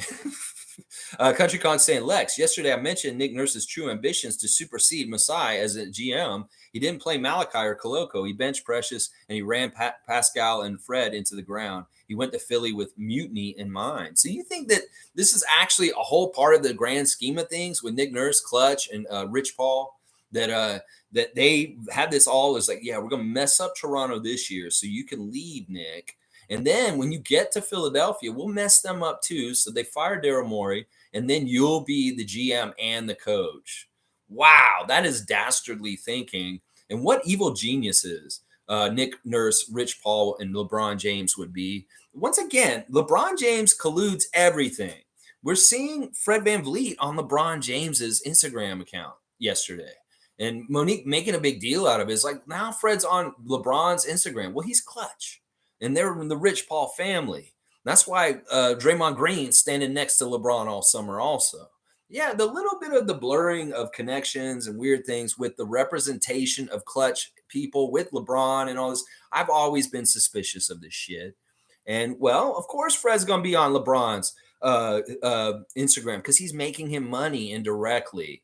You don't think that 43 million helps LeBron also, seeing as he's a part owner of Clutch? Yeah, see, there's all kinds of but whether it's ESPN bringing in betting and having a betting company with them now, yeah, there's all kinds of weird collusion and weird shit going on in the NBA. And LeBron James being so open with Clutch and the things that they do is a big part of what I have a problem with. So I'm not surprised to see Fred on LeBron James's Instagram. He made him a bunch of money. Of course, he's going to post them on there. Yeah, he will. Now, it'll be interesting, Country Kong, if you're right. If Nick Nurse becomes the GM of the Philadelphia 76ers this season, somehow, some way, that would be very interesting with your theory. Very, very interesting. Iceman saying, I don't think Noel will be the best Raptors player ever. He's hang on, jumped, of course. I don't think Noel will be. Okay, hang on. I don't think Noel will be the best Raptors player ever. He's not dissing other Raps players, but setting a goal, even if it seems unrealistic to many, is the motivation that fuels his NBA dreams. That's right. That's right. Yeah, I'm not going to hate. And listen, if he gets it, I'll be happy for him. I don't think it's likely, though. And like you're saying, I don't think he will be either. I mean, that would be really crazy. Think about the people he's got to surpass. In some ways, you can make the argument the one season of Kawhi in a Raptors jersey is the greatest season a Raptor player ever played in. And you're going to have to beat that Kawhi championship finals MVP year, Marquise, if you want to be the greatest player to ever put on a Raptors jersey in some ways. Because in some ways, that is the greatest Raptors season ever, the Kawhi Leonard championship year. And you got to beat that. That may be the epitome of it. And besides like Fred stuff or Pascal or Vince or Chris Bosh even, you got to get past those guys to be the best player in a Raptors jersey ever. And that's a tall, tall order for a short man, but I'm not going to count you out because I tried to count out Fred before and I was wrong about Fred. So I'm definitely going to make a mistake again with Marquise just in case. Davis saying, whatever it takes is what he's saying. Whatever it takes. Whatever it takes. Crookedness? Ooh. Thank you, David, once again for gifting memberships. Country Kong saying, I like Noel's confidence. Reminds me of the courage and belief that Fred used to become an all-star. Admirable for sure. My only question is, would he be so bold if he were drafted by the Celtics? That's an interesting thought exercise. You know what? I think he'd probably be the same way no matter where he is. I think he's just going to be this person because in some ways he's coming off the momentum of him playing for Kansas State in the tournament and being a badass there. I mean, obviously what he did in the tournament in March Madness this year has really built him up with his confidence. And that's part of what his swagger is all about right now. I saw Delano Banton's Boston Celtic locker room on his Instagram this week, and it made me puke a little in my mouth. Yeah, it's sad to see that Delano has a locker in the Boston Celtics locker room, but it is the truth of right now. Our 45 bus is wearing the Celtics green this year. All right, who took that gifted membership? Michael Borland. I remember you, Michael. You've been around the channel for a bit. Welcome to the membership. So, y'all that have become members of the channel, you can add me on Facebook. David, you haven't even done this. You're a gold level member of this channel. And, David, you have not joined our Facebook chat to hear all of the delighting Philadelphia put downs that we say during the day. You would enjoy this. You're missing out on half the experience. David, I have a friend request for you on Facebook already. I know maybe you just don't use that platform, but if you want to fully use your membership, new members, go ahead and add me on Facebook because there is a NBA Raptors update chat box where we're constantly throwing news and quotes and tweets in there during the day to keep us all as informed as possible. Monique Lawrence, the super fan, and myself specifically dropping heavy knowledge in that chat box throughout the day. So it's like you get me live in the chat talking to you guys like this, but when you become a member of the Raptor Freak channel, you get added to our Facebook chat and you get Facebook updates regularly. Like we're on there all day chatting. You're going to turn the notifications off because it's going off so much and come back and check later. So, Michael, add me on Facebook now that you're a member of this channel. Thank you to David. And you get the full perks of the Raptor Freak channel. Thank you, David, for gifting. It's awesome. Kareem saying Nick Nurse was just being petty about good luck with these guys comment. He was getting run out by the fans and players and Masai. He loves Toronto and the players. Sucks he didn't leave gracefully. Yeah, I think that's a very accurate take on what happened right there. We did run him out. You know, once we saw what he did in Philadelphia, the fans were a big part of the momentum that pushed him out. You know, I was part of it. But see, this is the thing. He can't lie with what he did. He can't lie with what he did. It's very blatant and open what he did. And that's why we're so disappointed in him. And we know the players wanted him out too. And Masai was the last one. He was like, yeah, you got to go. And that's it. So I think this is pretty accurate with what you're saying here. And he didn't want to leave. In fact, he probably feels really kind of sad that Jordy is coaching Team Canada right now this week, that he should have been there. He should be in Spain right now with SGA and those guys instead of Jordy Fernandez being there. You know, I know he feels that. Let's see. Nameless is calling David the Graffote, the greatest Raptor freak of all time. 100%. Wow. Wow. David, you are the Graffote, man. David saying, I love this channel and the people. Look at David. We have melted the icy, cruel heart of a Philadelphia 76ers hater to be a lover of the Raptor Freak family. I love this, David. Yes, let's give a little like spike up in here. Yes, David. Yes, gold member David. Yes, thank you, David, so much. Blackhawk saying Philly needs to stop swapping out core players. Failure is normal when learning how to win, but you can't succeed without consistency. Keep Harden and Embiid push forward. Wow. So he's saying keep them. Wow, if you can, I don't think James is going to cooperate with that. I don't think he will. And then by product, probably Joel at some point won't either. I think you're totally right with this, Neil.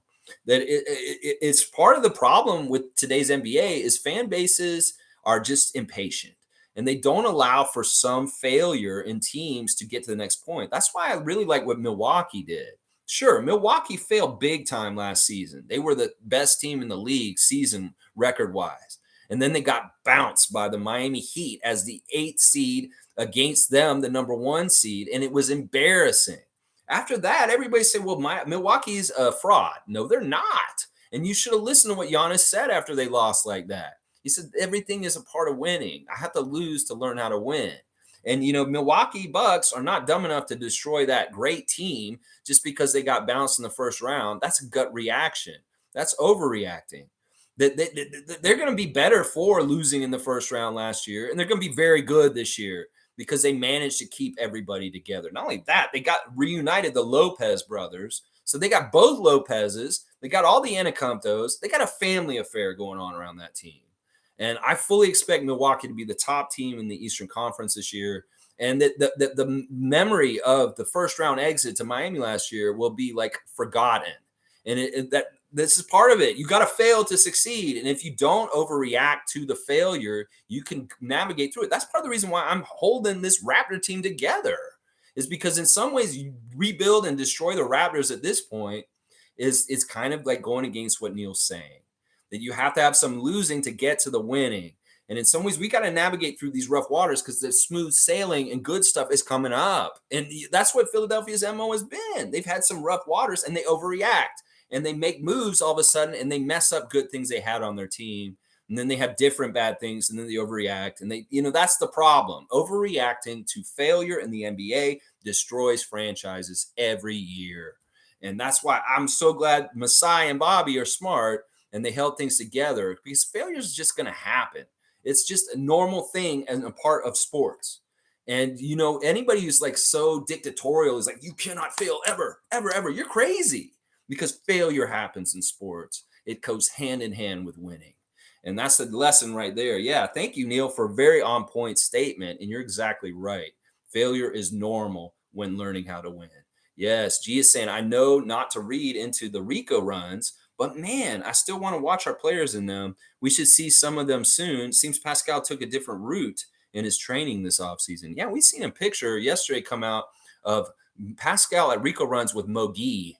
And I love that. I love that so much. Mohamedou Gee standing next to Pascal. And, some people are saying Siakam's height is being underreported, that some people still list him at 6'8". This man's actually like 6'11". Because they're saying him standing next to Mo Gee in that picture from Rico Runs this week, they're the same height. And Mo Gee is like a 6'11" guy. So Siakam is really almost 7 foot at this point. And that they don't give him his full height when they list him. They give him his height from when he came in, but he's actually a taller guy at this point. Very, very interesting. I can't wait for the Rico Runs either. But in some ways, I get what you're saying, G. We don't want to read into them too much like we did last year. But we need the entertainment. We want to watch it. If we don't see Rico Runs, is there going to be some weird agreement with Rico and the Raptors that we're not releasing the Raptors Rico Runs this year? That could be. That could be. I don't know. I expect them soon. I want to see Grady Dick, Scotty Barnes, and the rest of those guys running the Rico Runs last week. I want to see these clips. Marquise Noel. Yeah, where are they, Rico? Get these edited up and put them out, man. Come on now. We want to see it. Iceman saying Raptors are at Rico Runs right now. Some of them are, and some of them aren't. Some of them went last week, and they've already taken off. We know that OG and Scotty are other places right now. We've seen OG Anunoby yesterday in London with his London Lions basketball team that he's an owner of, standing with Sam Decker. I love it. Sam Decker, former Raptor, plays for the London Lions. There's a picture of him and OG from yesterday with OG in the UK visiting his team that he owns. Also, a Miami fan coming up to OG and asking him to come play for the Miami Heat. And apparently, OG told that fan, no, I love playing for Toronto. I'm not going anywhere. And that fan said, I tried. So there you go. Once again, more confirmation that OG is very happy in Toronto, that his unhappiness in Toronto from Jake Fisher is bullshit. A Miami Heat UK fan asking OG yesterday, will you play for the Miami Heat? And he said, no, I love playing for Toronto. I'm not going anywhere. That's what he told that kid. So there you go. There you go. OG, you're a badass. And of course, Scotty's here in Toronto. So he's not at the Rico Runs right now either. But maybe Pascal is still there. I don't know. He's showing pictures of being at the beach house, maybe in Florida or somewhere in the islands. Who knows? But they were definitely there last week. And we should expect a Rico Runs Raptors edition with Grady Dick, Marquise Noel, Scotty Barnes, Pascal Siakam coming soon. and I want to see it. I'm all about seeing it. Yeah, yeah. Let's see. Kareem saying a Nurse in Philly trying to catch that lightning in the bottle like the Raptors did. But Philly fans don't know we were brewing with our stacked 2017 Raptors 905 squad. Exactly.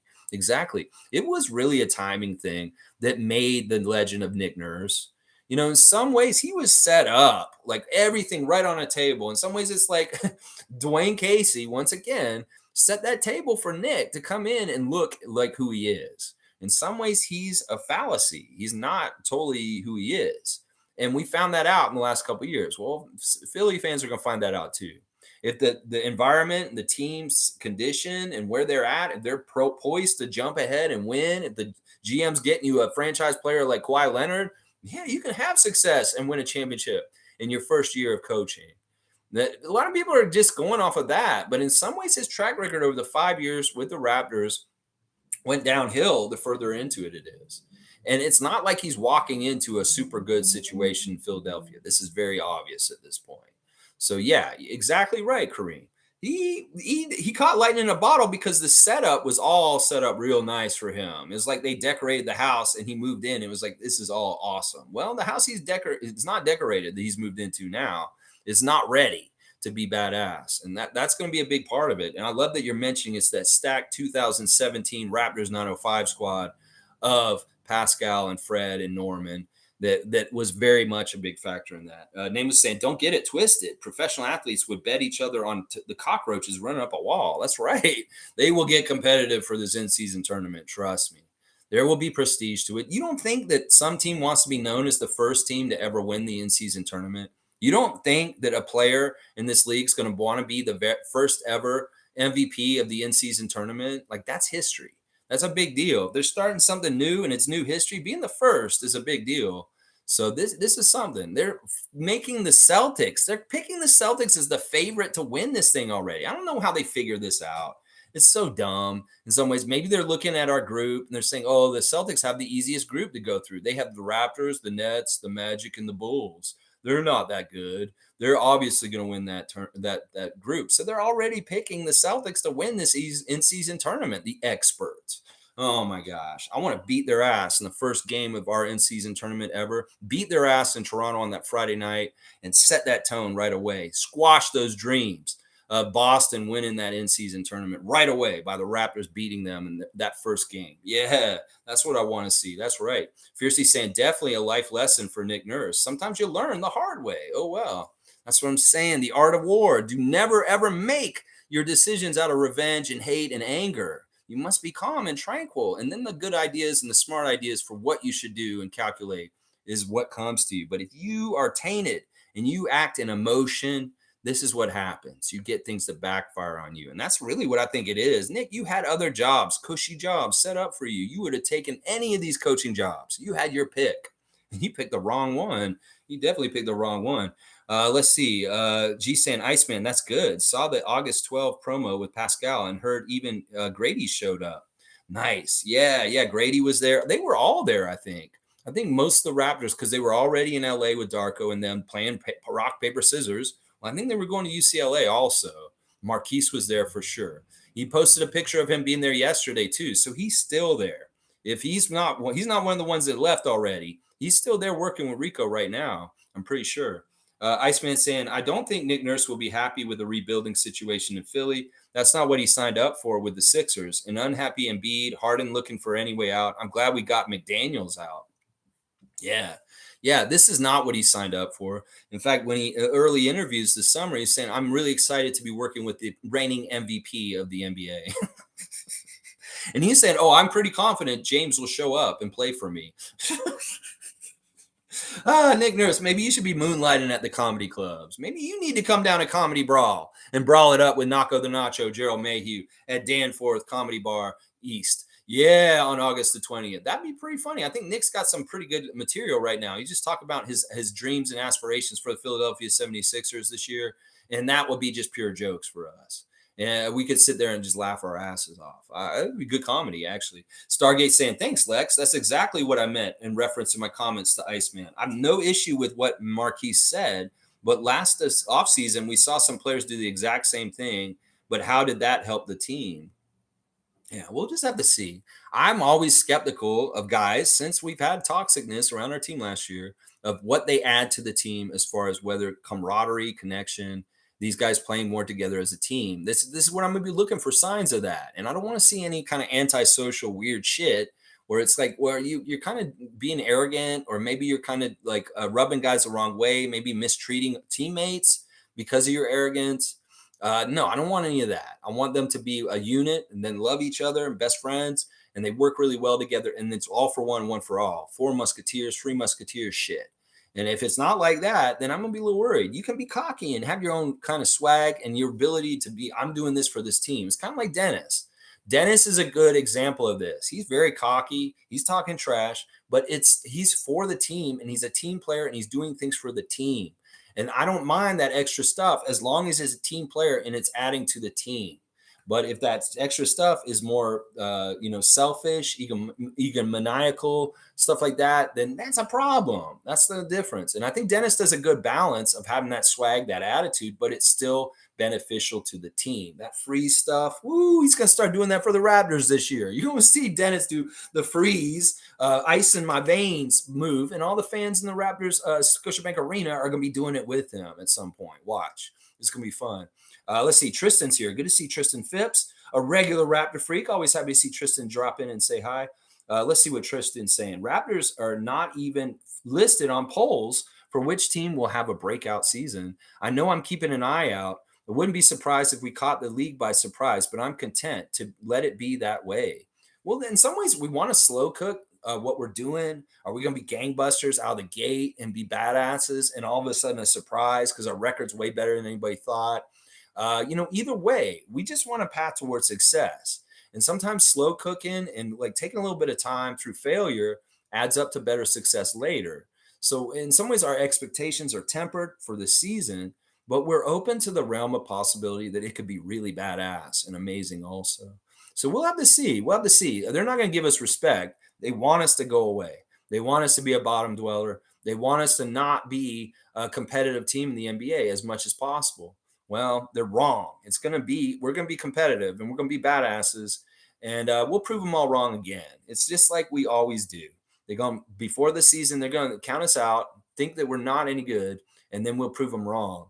And we've done this consistently over the last 12 years or so. Very often, that's the case of what happens. Shaq Lindsay, good to see you, Shaq Lindsay. Love Shaq, baby, love Shaq. That's where it's at. All right, Fiercely saying, I'm pleasantly surprised they included two Raptors, Scotty Barnes and Gary Trent Jr., in the NBA in-season tournament promotional ad. I saw it on the NBA YouTube channel. Very cool. Was it the Canadian version, though? Was it for us up here on the northern border? That could be part of it.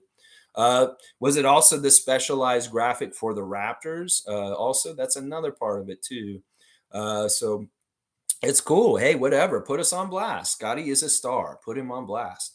Monique is saying Pascal looks so much bigger in his shoulders. I noticed instantly.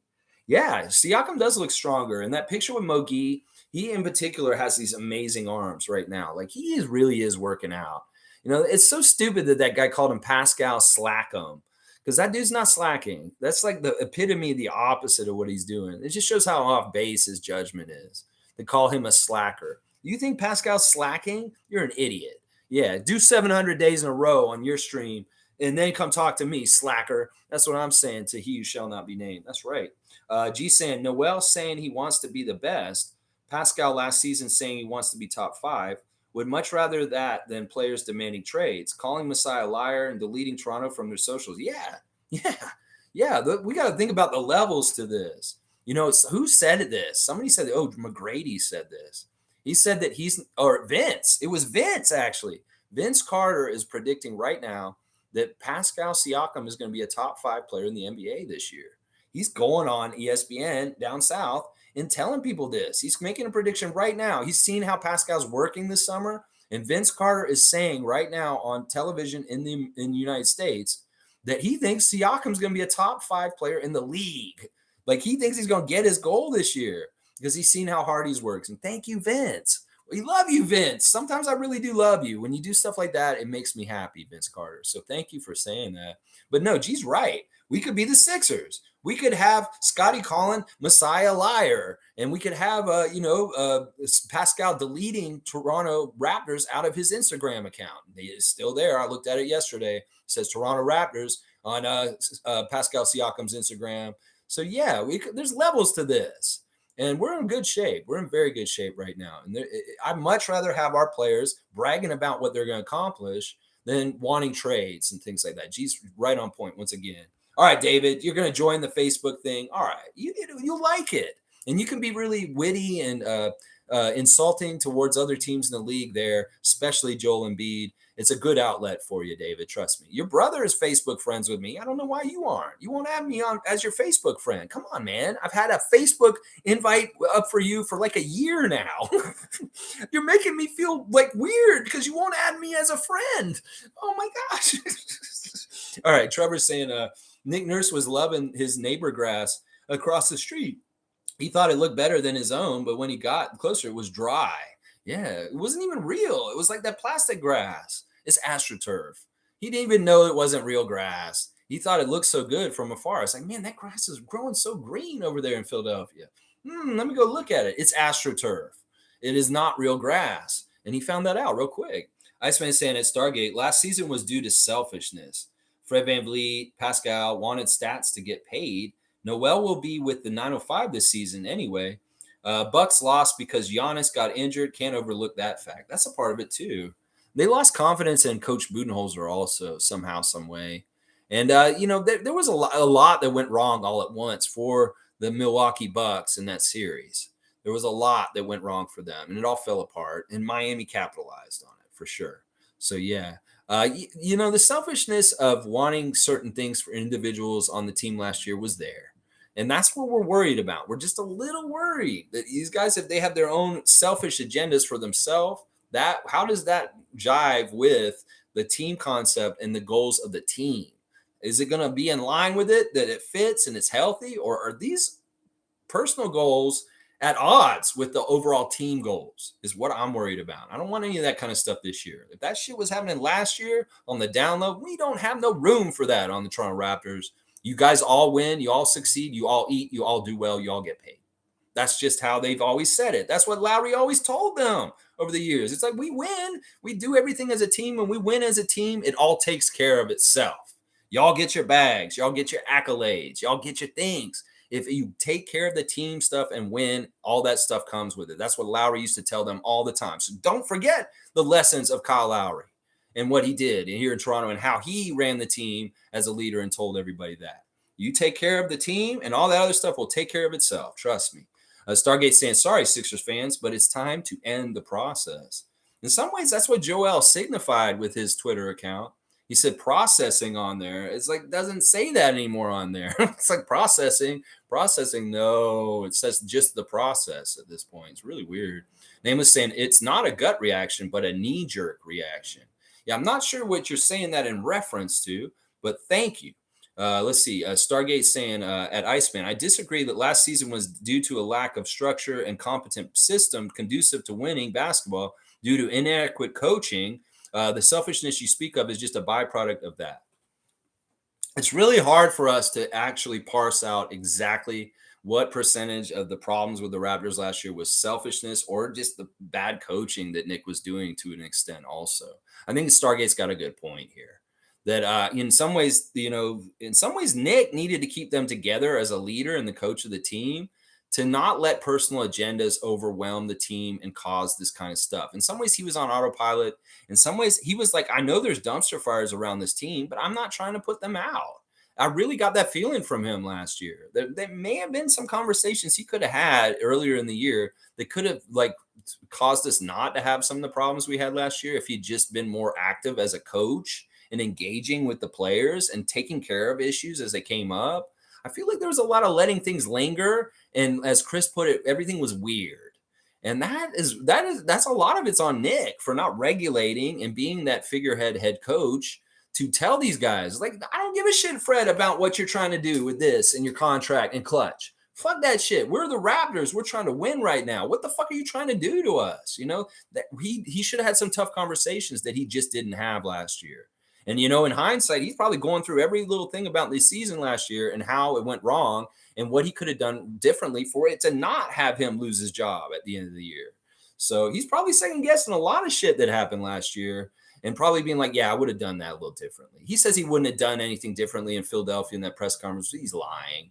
He's lying. That directly led to you getting fired. You know that. You know that. Kareem saying Philadelphia is a city of delusion. And I realized this when they built a statue of fictional character, Rocky Balboa. He's not real. Just like their expectations of this upcoming season. Shaking my head. You know what, Kareem? You're getting a dunk for this really astute, great point that you just made. That's a dunk right there. I'm sorry. So now you're tied for the dunk leadership with Seymour Pape. Both of you guys. I put out the dunk totals yesterday. If y'all haven't looked at them and they're in comments for this channel, you can see who has dunks and how many. I have the list of it. But yeah, I like this. You're right. In some ways, it's like Detroit, you're going to make that RoboCop statue. I think they already did. In some ways, I think it's cool. I think it's cool that they got Rocky statue. I think it's cool that they got a RoboCop statue. But I get your point, Kareem. In some ways, I get your point. Very much so. Nameless saying, Mogi ain't no 6'11". He's more like 6'9", bro. That's not what this guy said in these comments the other day, yesterday, that he knows Mogi from watching him in college. And he was saying, Mogi's 6'11", y'all. And that's the truth. And he's saying Siakam's the same height as him. Maybe I'm wrong. I don't know. I want to inflate these guys and make them giants. So maybe I am over embellishing. You can call me that out on that, Nameless. That's fine. My paisan. David's saying they've been saying the last two seasons we're going to be a Brooklyn versus Lakers final. They can say whatever they want. Yeah, super teams. It's real easy to pick super teams. It's real easy to pick this, pick that. Well, we know the NBA season is fraught with minefields of folly. Whether it's players and their own shooting themselves in their own foot or injuries or any kind of weird shit, things can happen to NBA teams that are unforeseen and can derail your season. You could come in this season with the most airtight, absolutely going to win. DeMarcus Cousins is on the Golden State Warriors with Kevin Durant, Draymond Green, Steph Curry, and Klay Thompson. They're just going to win the championship. No, they didn't. The Raptors won the championship that year.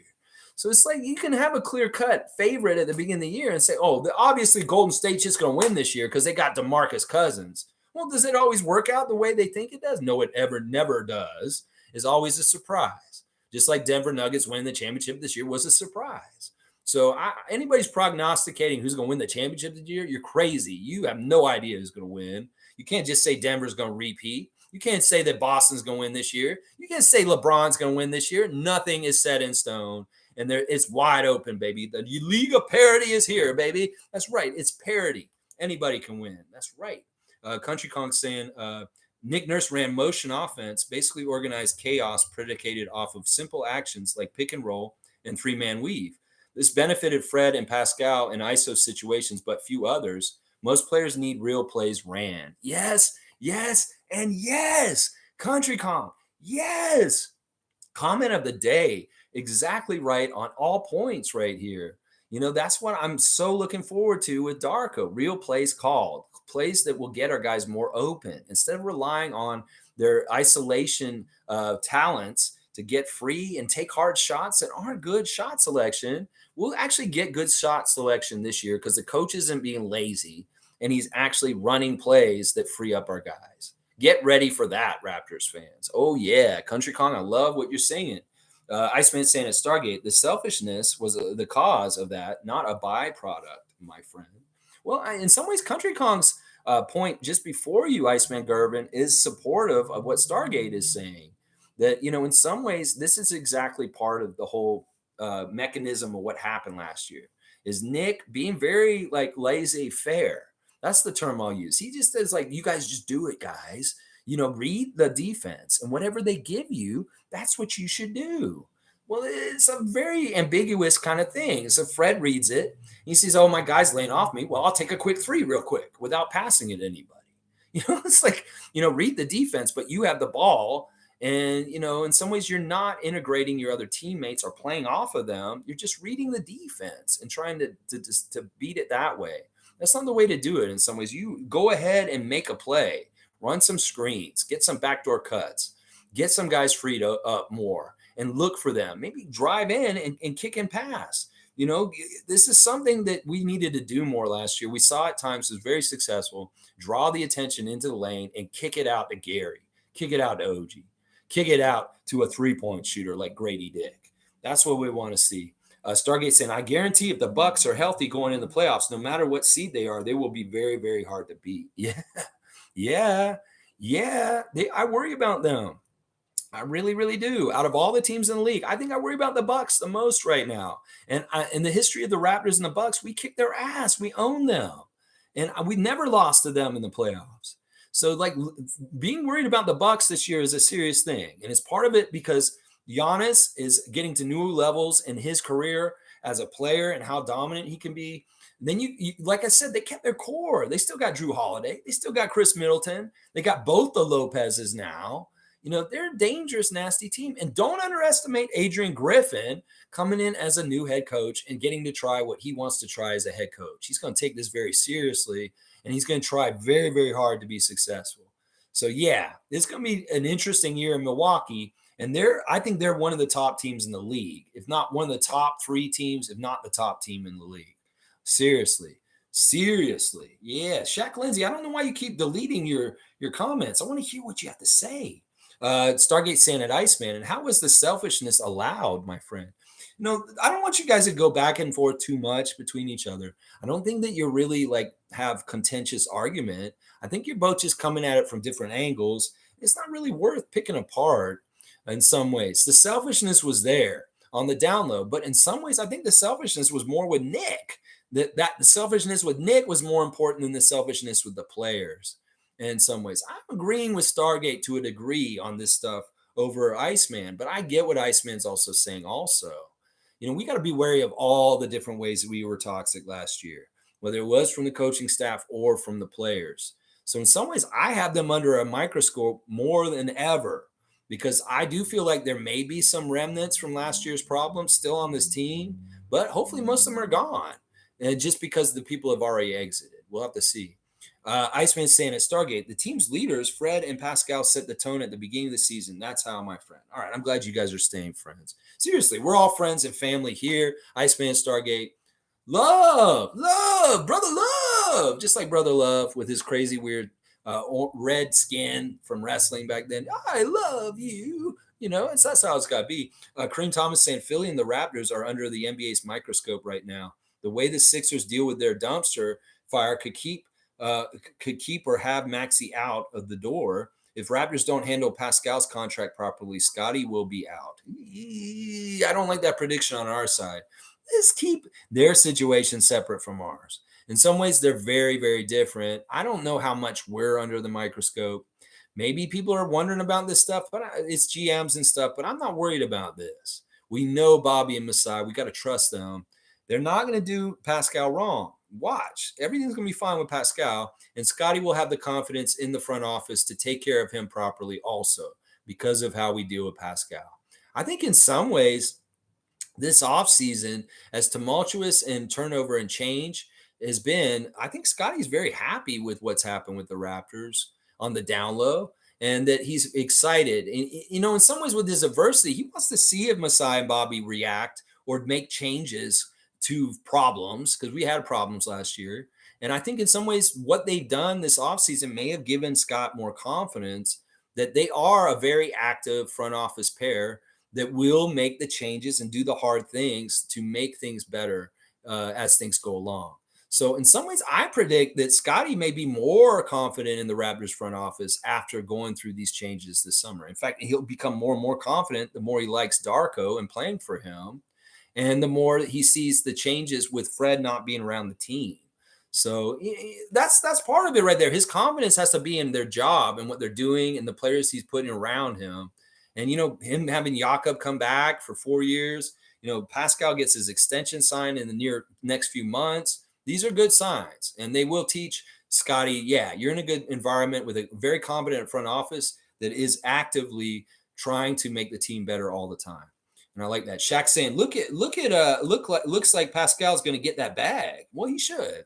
These guys are all getting a bag. This year, there's over 40 players in the league that are making over $30 million for this season. It's unprecedented. And if Siakam's going to be one of the top 20 players in the league, top 10, top 5, he better get that bag. Yeah, he's going to be getting it. You're happy for him. That's good. With all the dysfunction that's going on in the NBA with players, we finally have a player that's devoted. I know we need to cherish this and honor this in some ways. We did not cherish and honor DeMar properly when DeRozan was on our team with the same attitude that Pascal has. They are very much the same. In fact, I seen a post that Pascal posted yesterday, the one that I looked at on Instagram a little while. Well, two of the people that liked it were former Raptors, and one of them was DeMar DeRozan. So DeMar is very much keeping track of his youngster, Pascal Siakam, and what we do with him here. In some ways, he doesn't want to see what happened to him happen to Siakam, and I don't either. I really, really don't. What happened to DeMar DeRozan was unfortunate but necessary for the evolution of the Raptors and winning a championship. Now, if this is the same kind of situation, Masai reads it that way, I'll trust in him. But otherwise, I want Siakam to just stay put and stay on this team because in some ways, it's really good for our culture, really good for building a Raptors history over time to have a franchise player that stays with your team and only for your team for the whole entire career. And I love for Siakam to be that guy. I wanted Fred to be that guy, but it didn't work out. And Fred's not going to be that guy. So I want Siakam to be that guy then instead. There's been some debate recently about who are the greatest G League players ever. And I say that our two Raptors are the two greatest G League players ever. They're putting in people like Rudy Gobert, all these other guys who just took a little stint down in the G League. They don't really count. And the two best ever G League players are Fred VanVleet and Pascal Siakam. And the reason why is because they have won championships at both levels.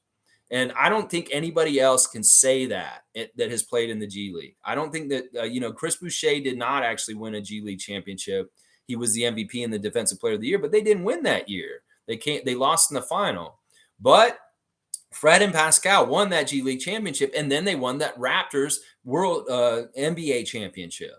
And you can't say that about any of these other G League guys. So the best ever G League players in the history, Pascal Siakam, Fred VanVleet. Those are the best ever G League players in the history of the G League. I'm sorry. They got the hardware that makes it them. And that's what I'm saying. Now, if we win this in-season tournament and Siakam wins that one too, that's going to make him the first ever triple cup champion in the NBA. Seriously, this is another reason why we like this in-season tournament, because in some ways, our guy Siakam is set up to win something that nobody else has ever won in the history of the NBA. Be an NBA champion, a G League champion, and an in-season tournament champion. That is pretty cool on your resume.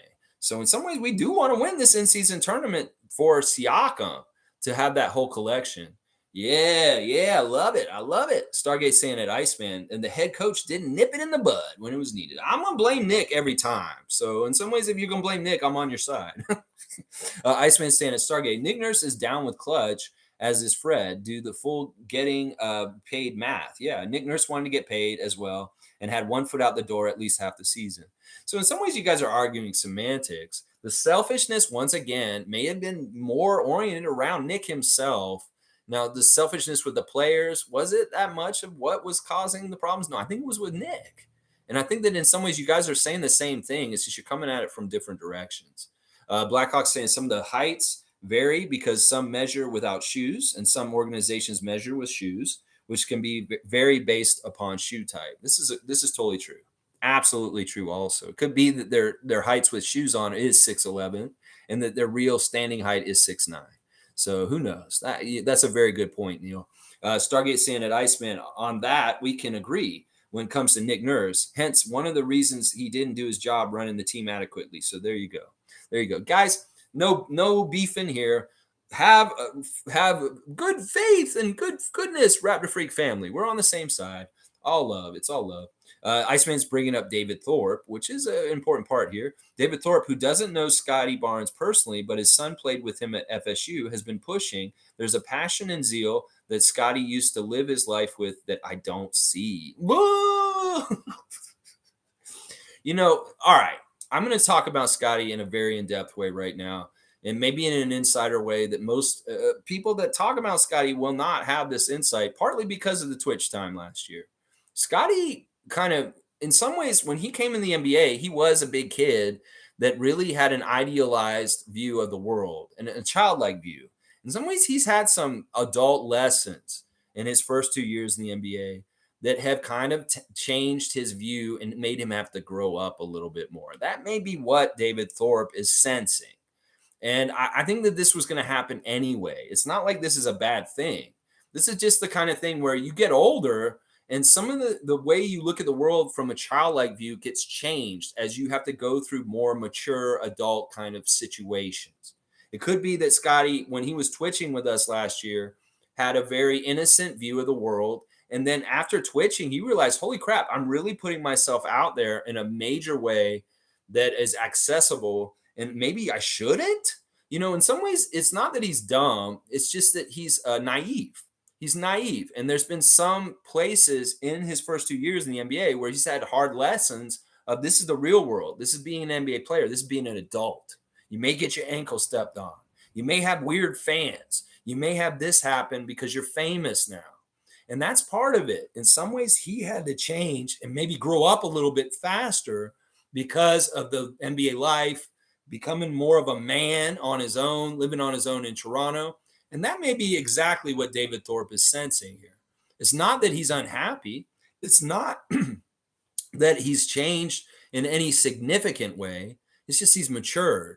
He's grown up a little bit more. And that should happen. And there's nothing wrong with that. If the maturity of Scotty Barnes different from this summer, from last summer, is that he's not on Twitch, and last summer he was, that's a good change because he's working harder. He's in the shadows. He's not as put on blast. As much as we loved hanging out with him on Twitch last year, it's a maturity thing that he grew up.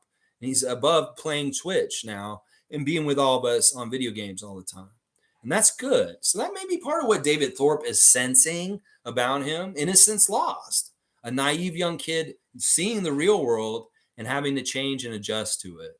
I think that's really more what it is. It's not that he's unhappy. In fact, we've seen Scotty post stuff this summer about how giddy and excited he is to get started working again and playing for the Raptors next season. He wants to play basketball. That's all he cares about. He just wants to show up, play some basketball, and play to win. And that's the thing that drives him. And when he's in the middle of this offseason, he's bored a little bit. He's a little bit like, I wish I could be playing in the season right now. If he could play the NBA season 24/7 all year round, he would. Trust me, he would. So that's a good comment. And thank you, Iceman, for bringing that up. And I did not know about the connection between Thorpe's son being on FSU with Scotty. But I'm going to read it that way. I think he's just had to mature because it's the NBA. He's not in college anymore. He's off in another country, living on his own as a young man. Well, he's probably had some tough lessons that he's had to learn. Shaq Lindsay saying Pascal is going to sign before the season and OG will get done before the trade deadline. I love these predictions by Shaq Lindsay. The music to my ears. Please tell me more. Tell me more. I love this. These are great predictions, and I hope you're exactly right. All right, let's see. Where am I? Ding, ding, ding. At CountryCon, finally, someone who actually has coached organized basketball moved to the head of the class. There you go. Stargate really loving the elaborate way of describing the issues with Nick Nurse and his coaching style last year by CountryCon. Thank you. Yes, we are birds of a feather here. We know what we're talking about. And I love hearing this from you guys and saying, yeah, more coach speak, more talking X's and O's and stuff like that. I'm all about that on this channel. You guys want to talk about your own experiences coaching teams and things that you know about basketball, do it. We want to do these streams at the highest level of intellect that we have here. That's a big part of this. We're not dumbing things down. If you guys want to get more advanced, even more technical, go right ahead. I'm all about it. The aptitude in this room is high, and we can go there. Yeah, we can go there. Iceman saying at Stargate, it's a players' league. What was Nick Nurse going to do? Bench Fred and Pascal? So there you go, friend. I love that you guys are friends, even if it's a little weird how you're saying it back and forth. Yeah, I agree with this. Nick Nurse wants it to be a coach's league. He's a little bit on this little ends on his hat. Yeah, that says a lot right there. Davidson, I don't know about any of that, but fuck Nick and fuck Fred. They're out of here. Not our problem anymore. There you go, David, keeping it very clear. It's like these dudes are gone. It's like they're a part of our history. We love them. They're part of very important things that happen with the Raptors, but they're gone now. And they're enemies because they're on other teams, especially Nick being on the Sixers. That's a big faux pas, man. Why'd you go there? Atlantic Division foe? Seriously? Our arch enemy? Seriously? You gonna go coach the guy we hate the most, Joel Embiid? Yeah, Nick, you're dead to us. I'm sorry, bro. At least until you retire, you're dead to us. And Fred, I'm okay with you. We'll only see you twice a year.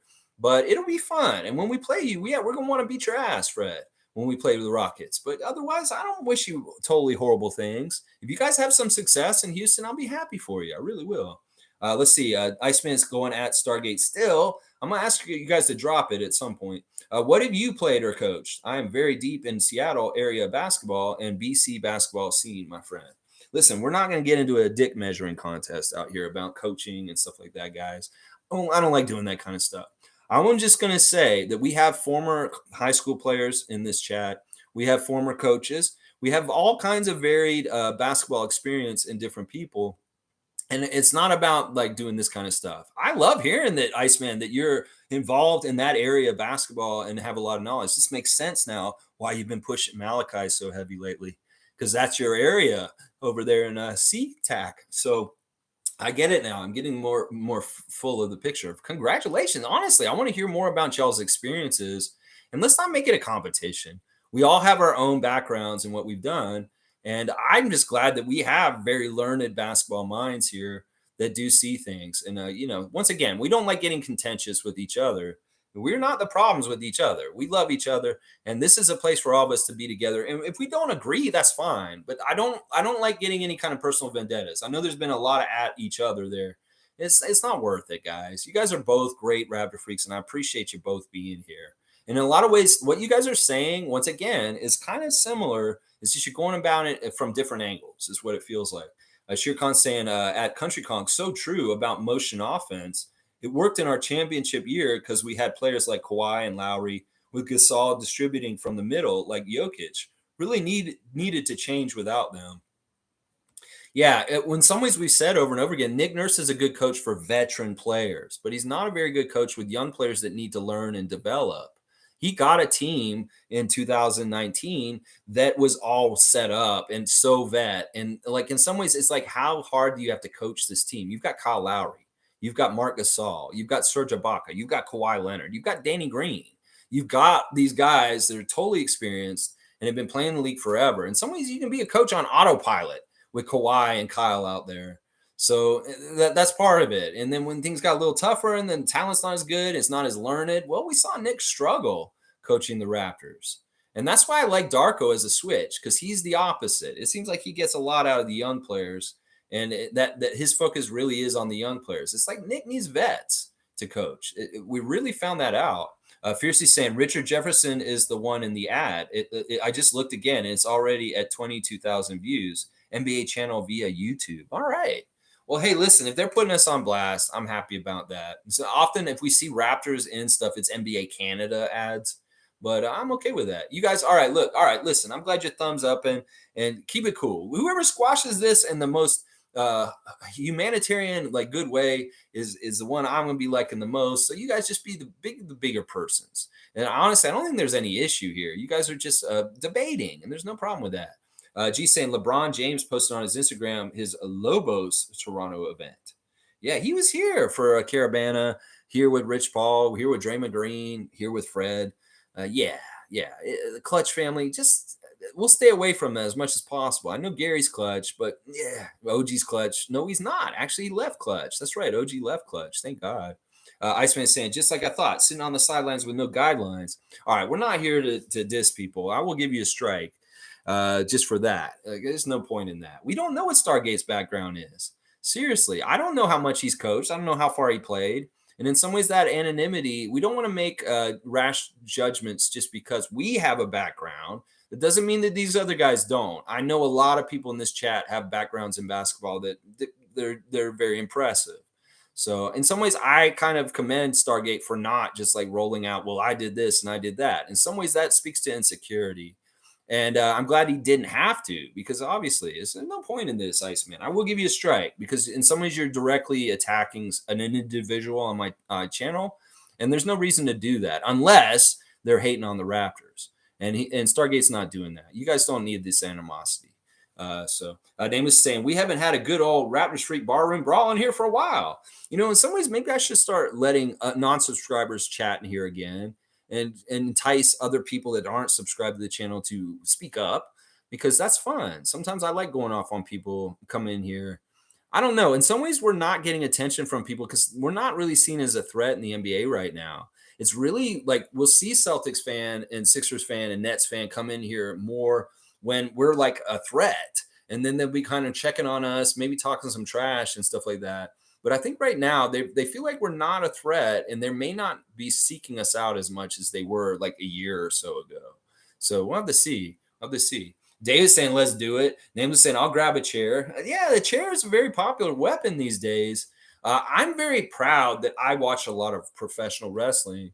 So I know all about using a chair as a weapon or also about how to protect yourself from a chair. There are ways to take a chair shot that you don't get hurt. Seriously. Like I know the chair is very much in the news these days because of this Montgomery brawl and I love it. In some ways, it's such an homage to hardcore wrestling. And you think about the Mick Foley chair shots in that closed arena match with The Rock that one time. He hit him like 30 times over the head with that chair in that match. It was crazy. But yeah, chairs are in vogue right now, folding chairs. David saying, I got an empty 26 and a glass ashtray. You guys are all about like weaponizing yourself. Well, look what I got, David. Yeah. Yeah, somebody coming in my house. Look what I got. Yeah, blunt object. I think it might be good if I go like this. Or I don't know. This side might be a little heavier, but it's not as sharp edged. Yeah, we got a couple of weapons around here just in case home intruders come. But yeah, thank you, David, for the weapon. I might use that seriously for that. Stargate saying, all right, like, come on, guys. We don't want to go towards this kind of thing. Iceman, yep, I'm sitting on the sidelines and have no guidelines. You're right. All right, I'm glad you're not engaging in this. Seriously, Stargate, in some ways, like, y'all just stop. Please, just stop. There's no point to this. Nameless saying, bro, ha, ha, ha. And Nameless is saying, the glass ashtray is no joke. It's like 15 pounds. It can be like that. I have another one. I shouldn't show you where all my weapons are in my house. I guess I should. I mean, I have a few that are laying around here just in case anything gets a little crazy. I have a couple in different places. Like I've got a weight that's sitting next to my foot right now. That's like, it is a really good weapon too. So if I have to, I've got stuff around. Let's see. Heavy things, man. The heavy things. Yeah. It gets the job done. Okay. This chat's taking a real turn today. Let's see. Monique is saying every day is a great stream. W Stream Lex. Keep at it as always. Good times definitely approaching. Go Raptors for life and subscribe. Like and subscribe. Thank you, Monique. Getting back on track. Thank you, Monique Lawrence. A voice of reason amidst the talk of blunt objects. Yeah. Davis saying the chair has really good smash value, though. Those legs go flying. It depends on the kind of chair. If you got like a wooden chair, sure. But if you got a metal chair, you're just going to bend it. Nameless is saying, I'm too little to lift anything but the chair of a stool. Okay. No, learning more about Nameless. I've always been worried about you, but now I see that you're a little paisan that has big friends that you can call. I know you're always saying you have associates and come make visits. And I'm going to look at you as like the little mafia guy who's like, yeah, go get him. Go get him. All right. Yeah. I forget what was the little guy, Squiggy or something. Like Squiggy says, yeah, go get him, guys. Go get him, fellas. And Stargate saying, okay, I'm done, Lex. I digress. Stargate, you're being a bigger man. Iceman has unsubbed, which I can't. Listen, I can't do this any other way but try and be fair and just do things this way. If you unsub, I can't control this. There's one thing I've learned in this life. I can't control other people. And in some ways, I got to be me. It's not that I'm against you, Iceman. It's just I don't like the direct attacks on other people on this chat when they're not people that are against you or wrong. This is such a silly argument that y'all are having that it's not worth it. It really isn't worth it. In some ways, it's just you guys are in the same side.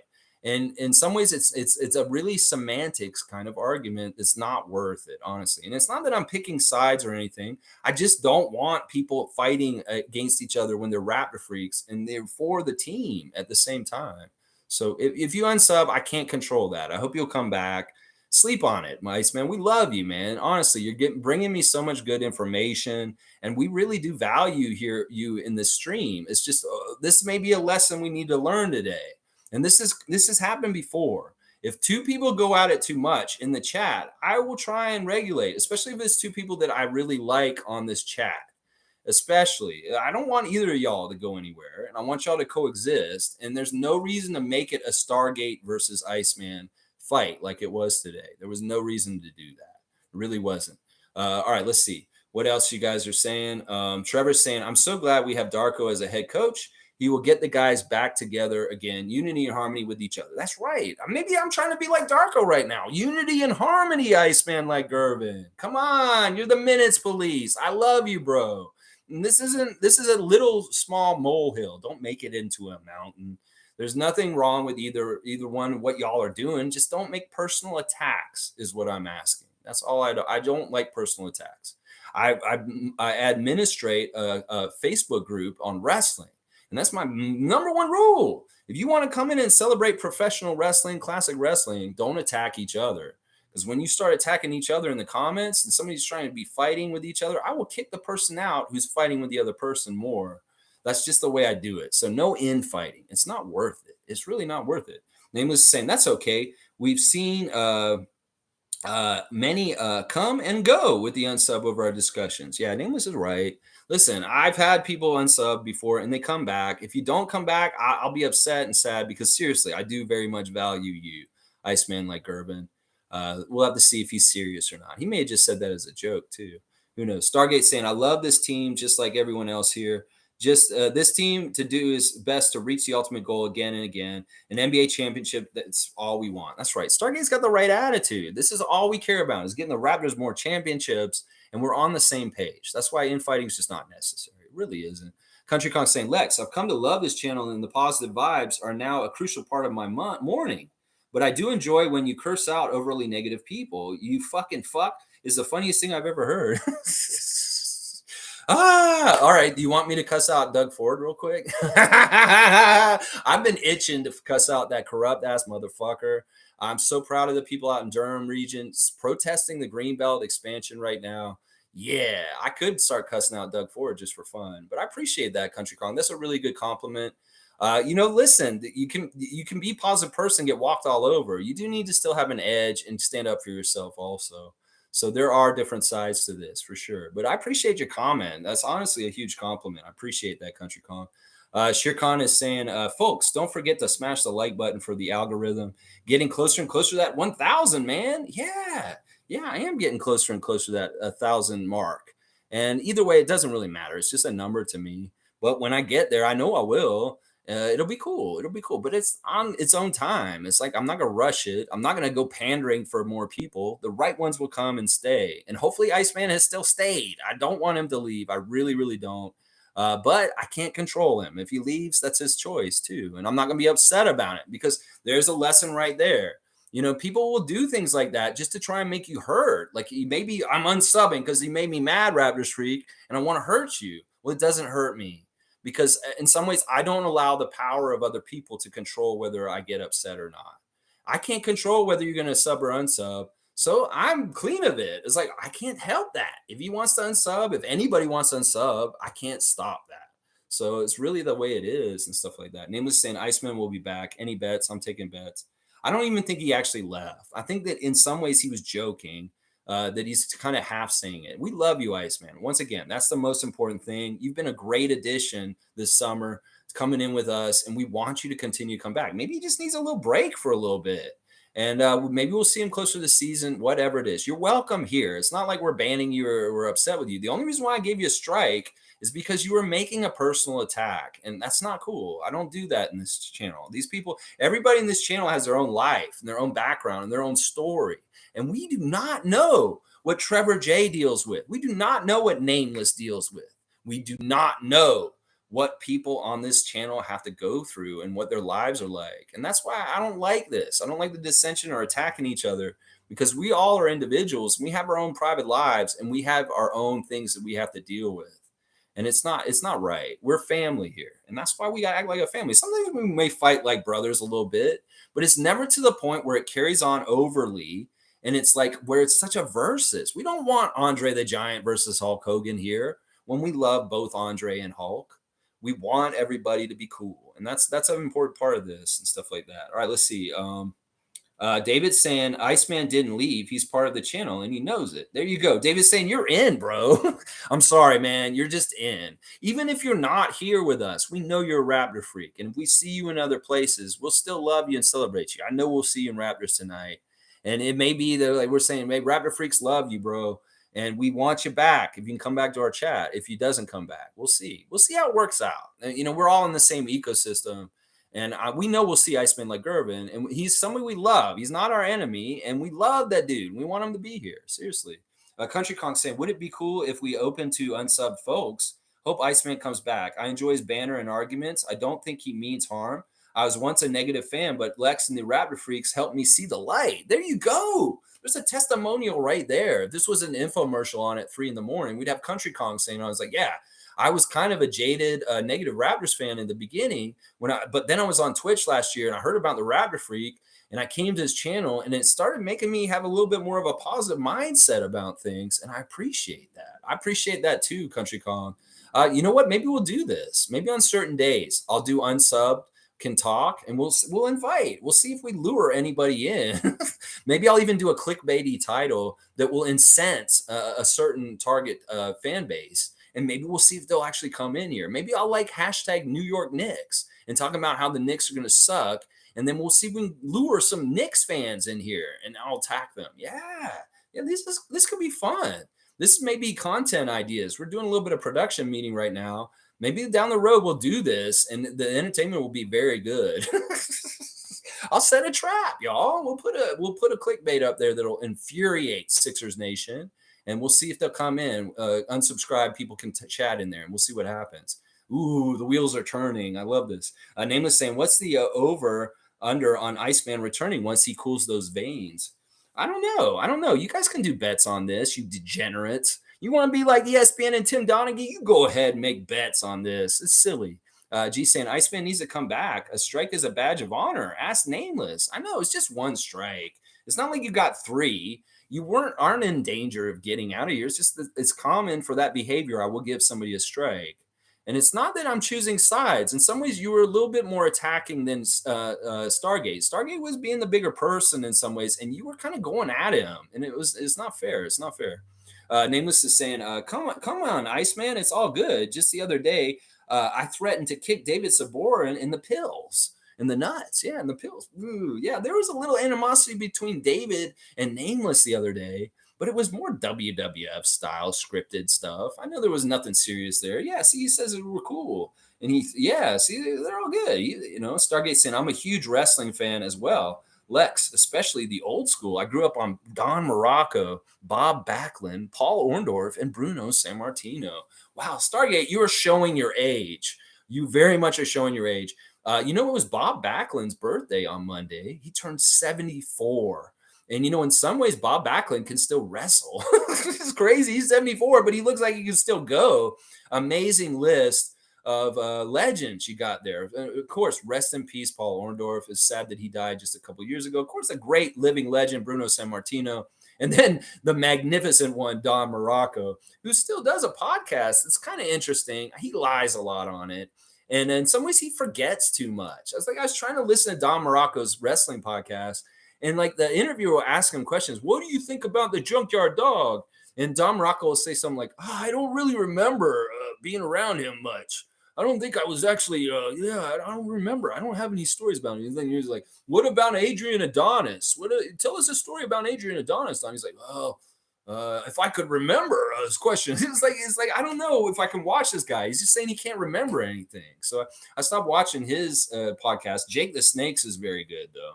Holy crap. Jake the Snake has got an amazing podcast right now. $1 Million Man has one out that's coming out now that's pretty good. RVD's doing one now too. Everybody, all these wrestlers are doing weekly podcasts now. Mick Foley, Jeff Jarrett, Kurt Angle. A lot of them are very good. Some of them are liars, and you can tell when you're listening to them, that doesn't sound right. That sounds like a lie. And then some of them are like, wow, Mick Foley, you're amazing, Pope of Positivity's here. Hey, got to catch a little on work break. Hope everyone's having a good day. Always good to see the Pope of Positivity drop in and say hi. Hope you're doing good, Jimmy, too, at work. Nameless is laughing at G. Stargate saying Brad Armstrong, Tommy Rich, Nikita Koloff, etc. So you did your you watched a lot of Georgia Championship Wrestling or Mid-Atlantic Wrestling in the early 80s, it sounds like. Brad Armstrong, one of the greats, unsung heroes. Died too young, a very underrated wrestler that people don't talk about enough. Tommy Rich, the holder of the Platinum Bowl Cut. He is a classic for sure. And Nikita Koloff from Minnesota, the most Soviet Minnesota person ever. He lived his gimmick in real life during those years. If you saw him in a grocery store, he'd come at you like he was speaking German or Russian, even though he was actually American.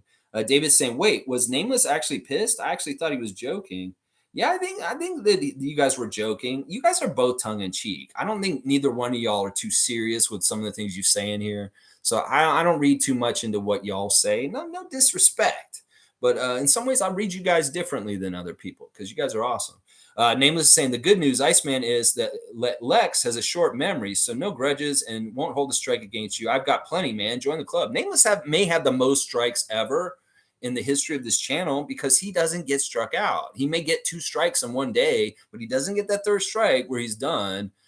Many have struck out and been banned from this channel, but not Nameless. And he's accumulated a lot of strikes. I have not kept track of them, but I'm sure he's the leader for sure. He's the leader of strikes for sure. And my short memory is not actually true. I have a very long memory, but I have held grudges in the past, but I'm becoming a better person about that. And I have no grudge against anybody here today. Like I said, I love Iceman like Gervin, and I feel like he's a very big, important part of our channel right now. He's been very helpful and awesome contributing to it. And it'll be sad if he doesn't come back, but it is what it is. I can't control what y'all are gonna do. That is where I would have misery if I thought in my head, my ego told me, well, you can control them, Lex. No, you can't. So it's like, why would I even have misery in my life in something I cannot control? I really can't. Nameless is laughing at David. And Nameless, of course, I was joking. And David's saying, bravo, Nameless. I'm proud of you. The strike master. Yeah, you know what? I'm going to give him a strike just for honorariness. Nameless, you get a strike right now. There you go. Yes.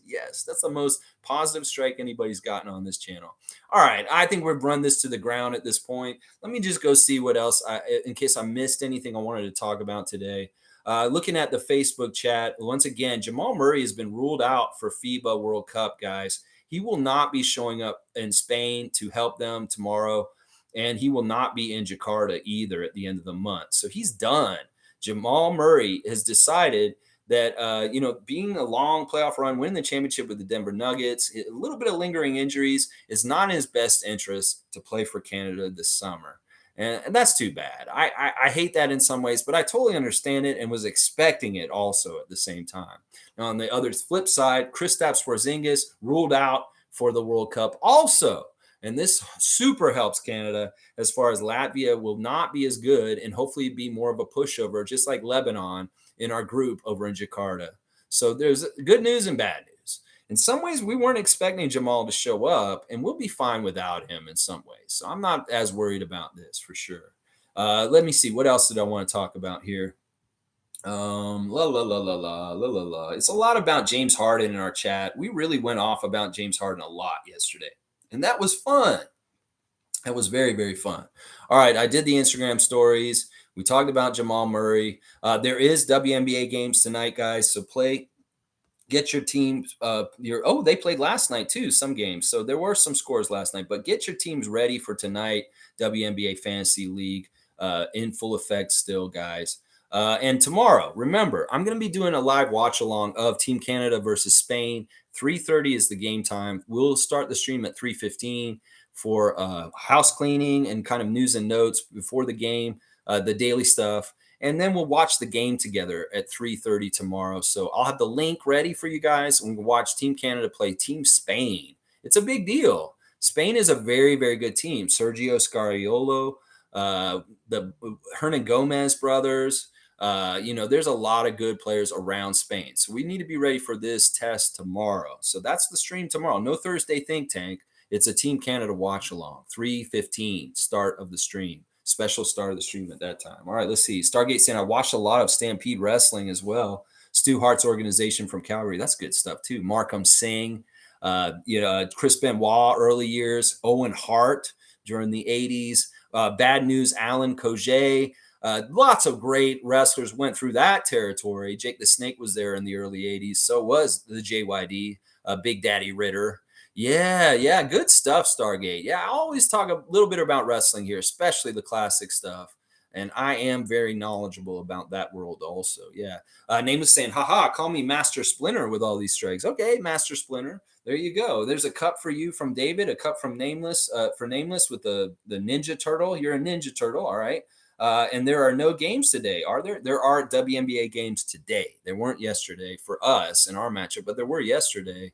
But yeah, I'm watching, David. We're going to play this WNBA this week, and hopefully I beat you this time. We'll have to see. All right, y'all. Thanks for watching. Please like, comment, subscribe, and share, and join if you want to. Join membership has its privileges on this channel. David will find out once he joins and takes my Facebook friend request. He'll find out about those privileges from the Facebook chat. But yeah, thanks once again for your support. I hope you come back, Iceman. Seriously, no hard feelings, no nothing here, man. Seriously, we're all friends here. We love you, bro. I just don't want you to fight with people. And in some ways, you were the instigator of like going at Stargate a little bit harder than he was. Y'all were just disagreeing a little bit.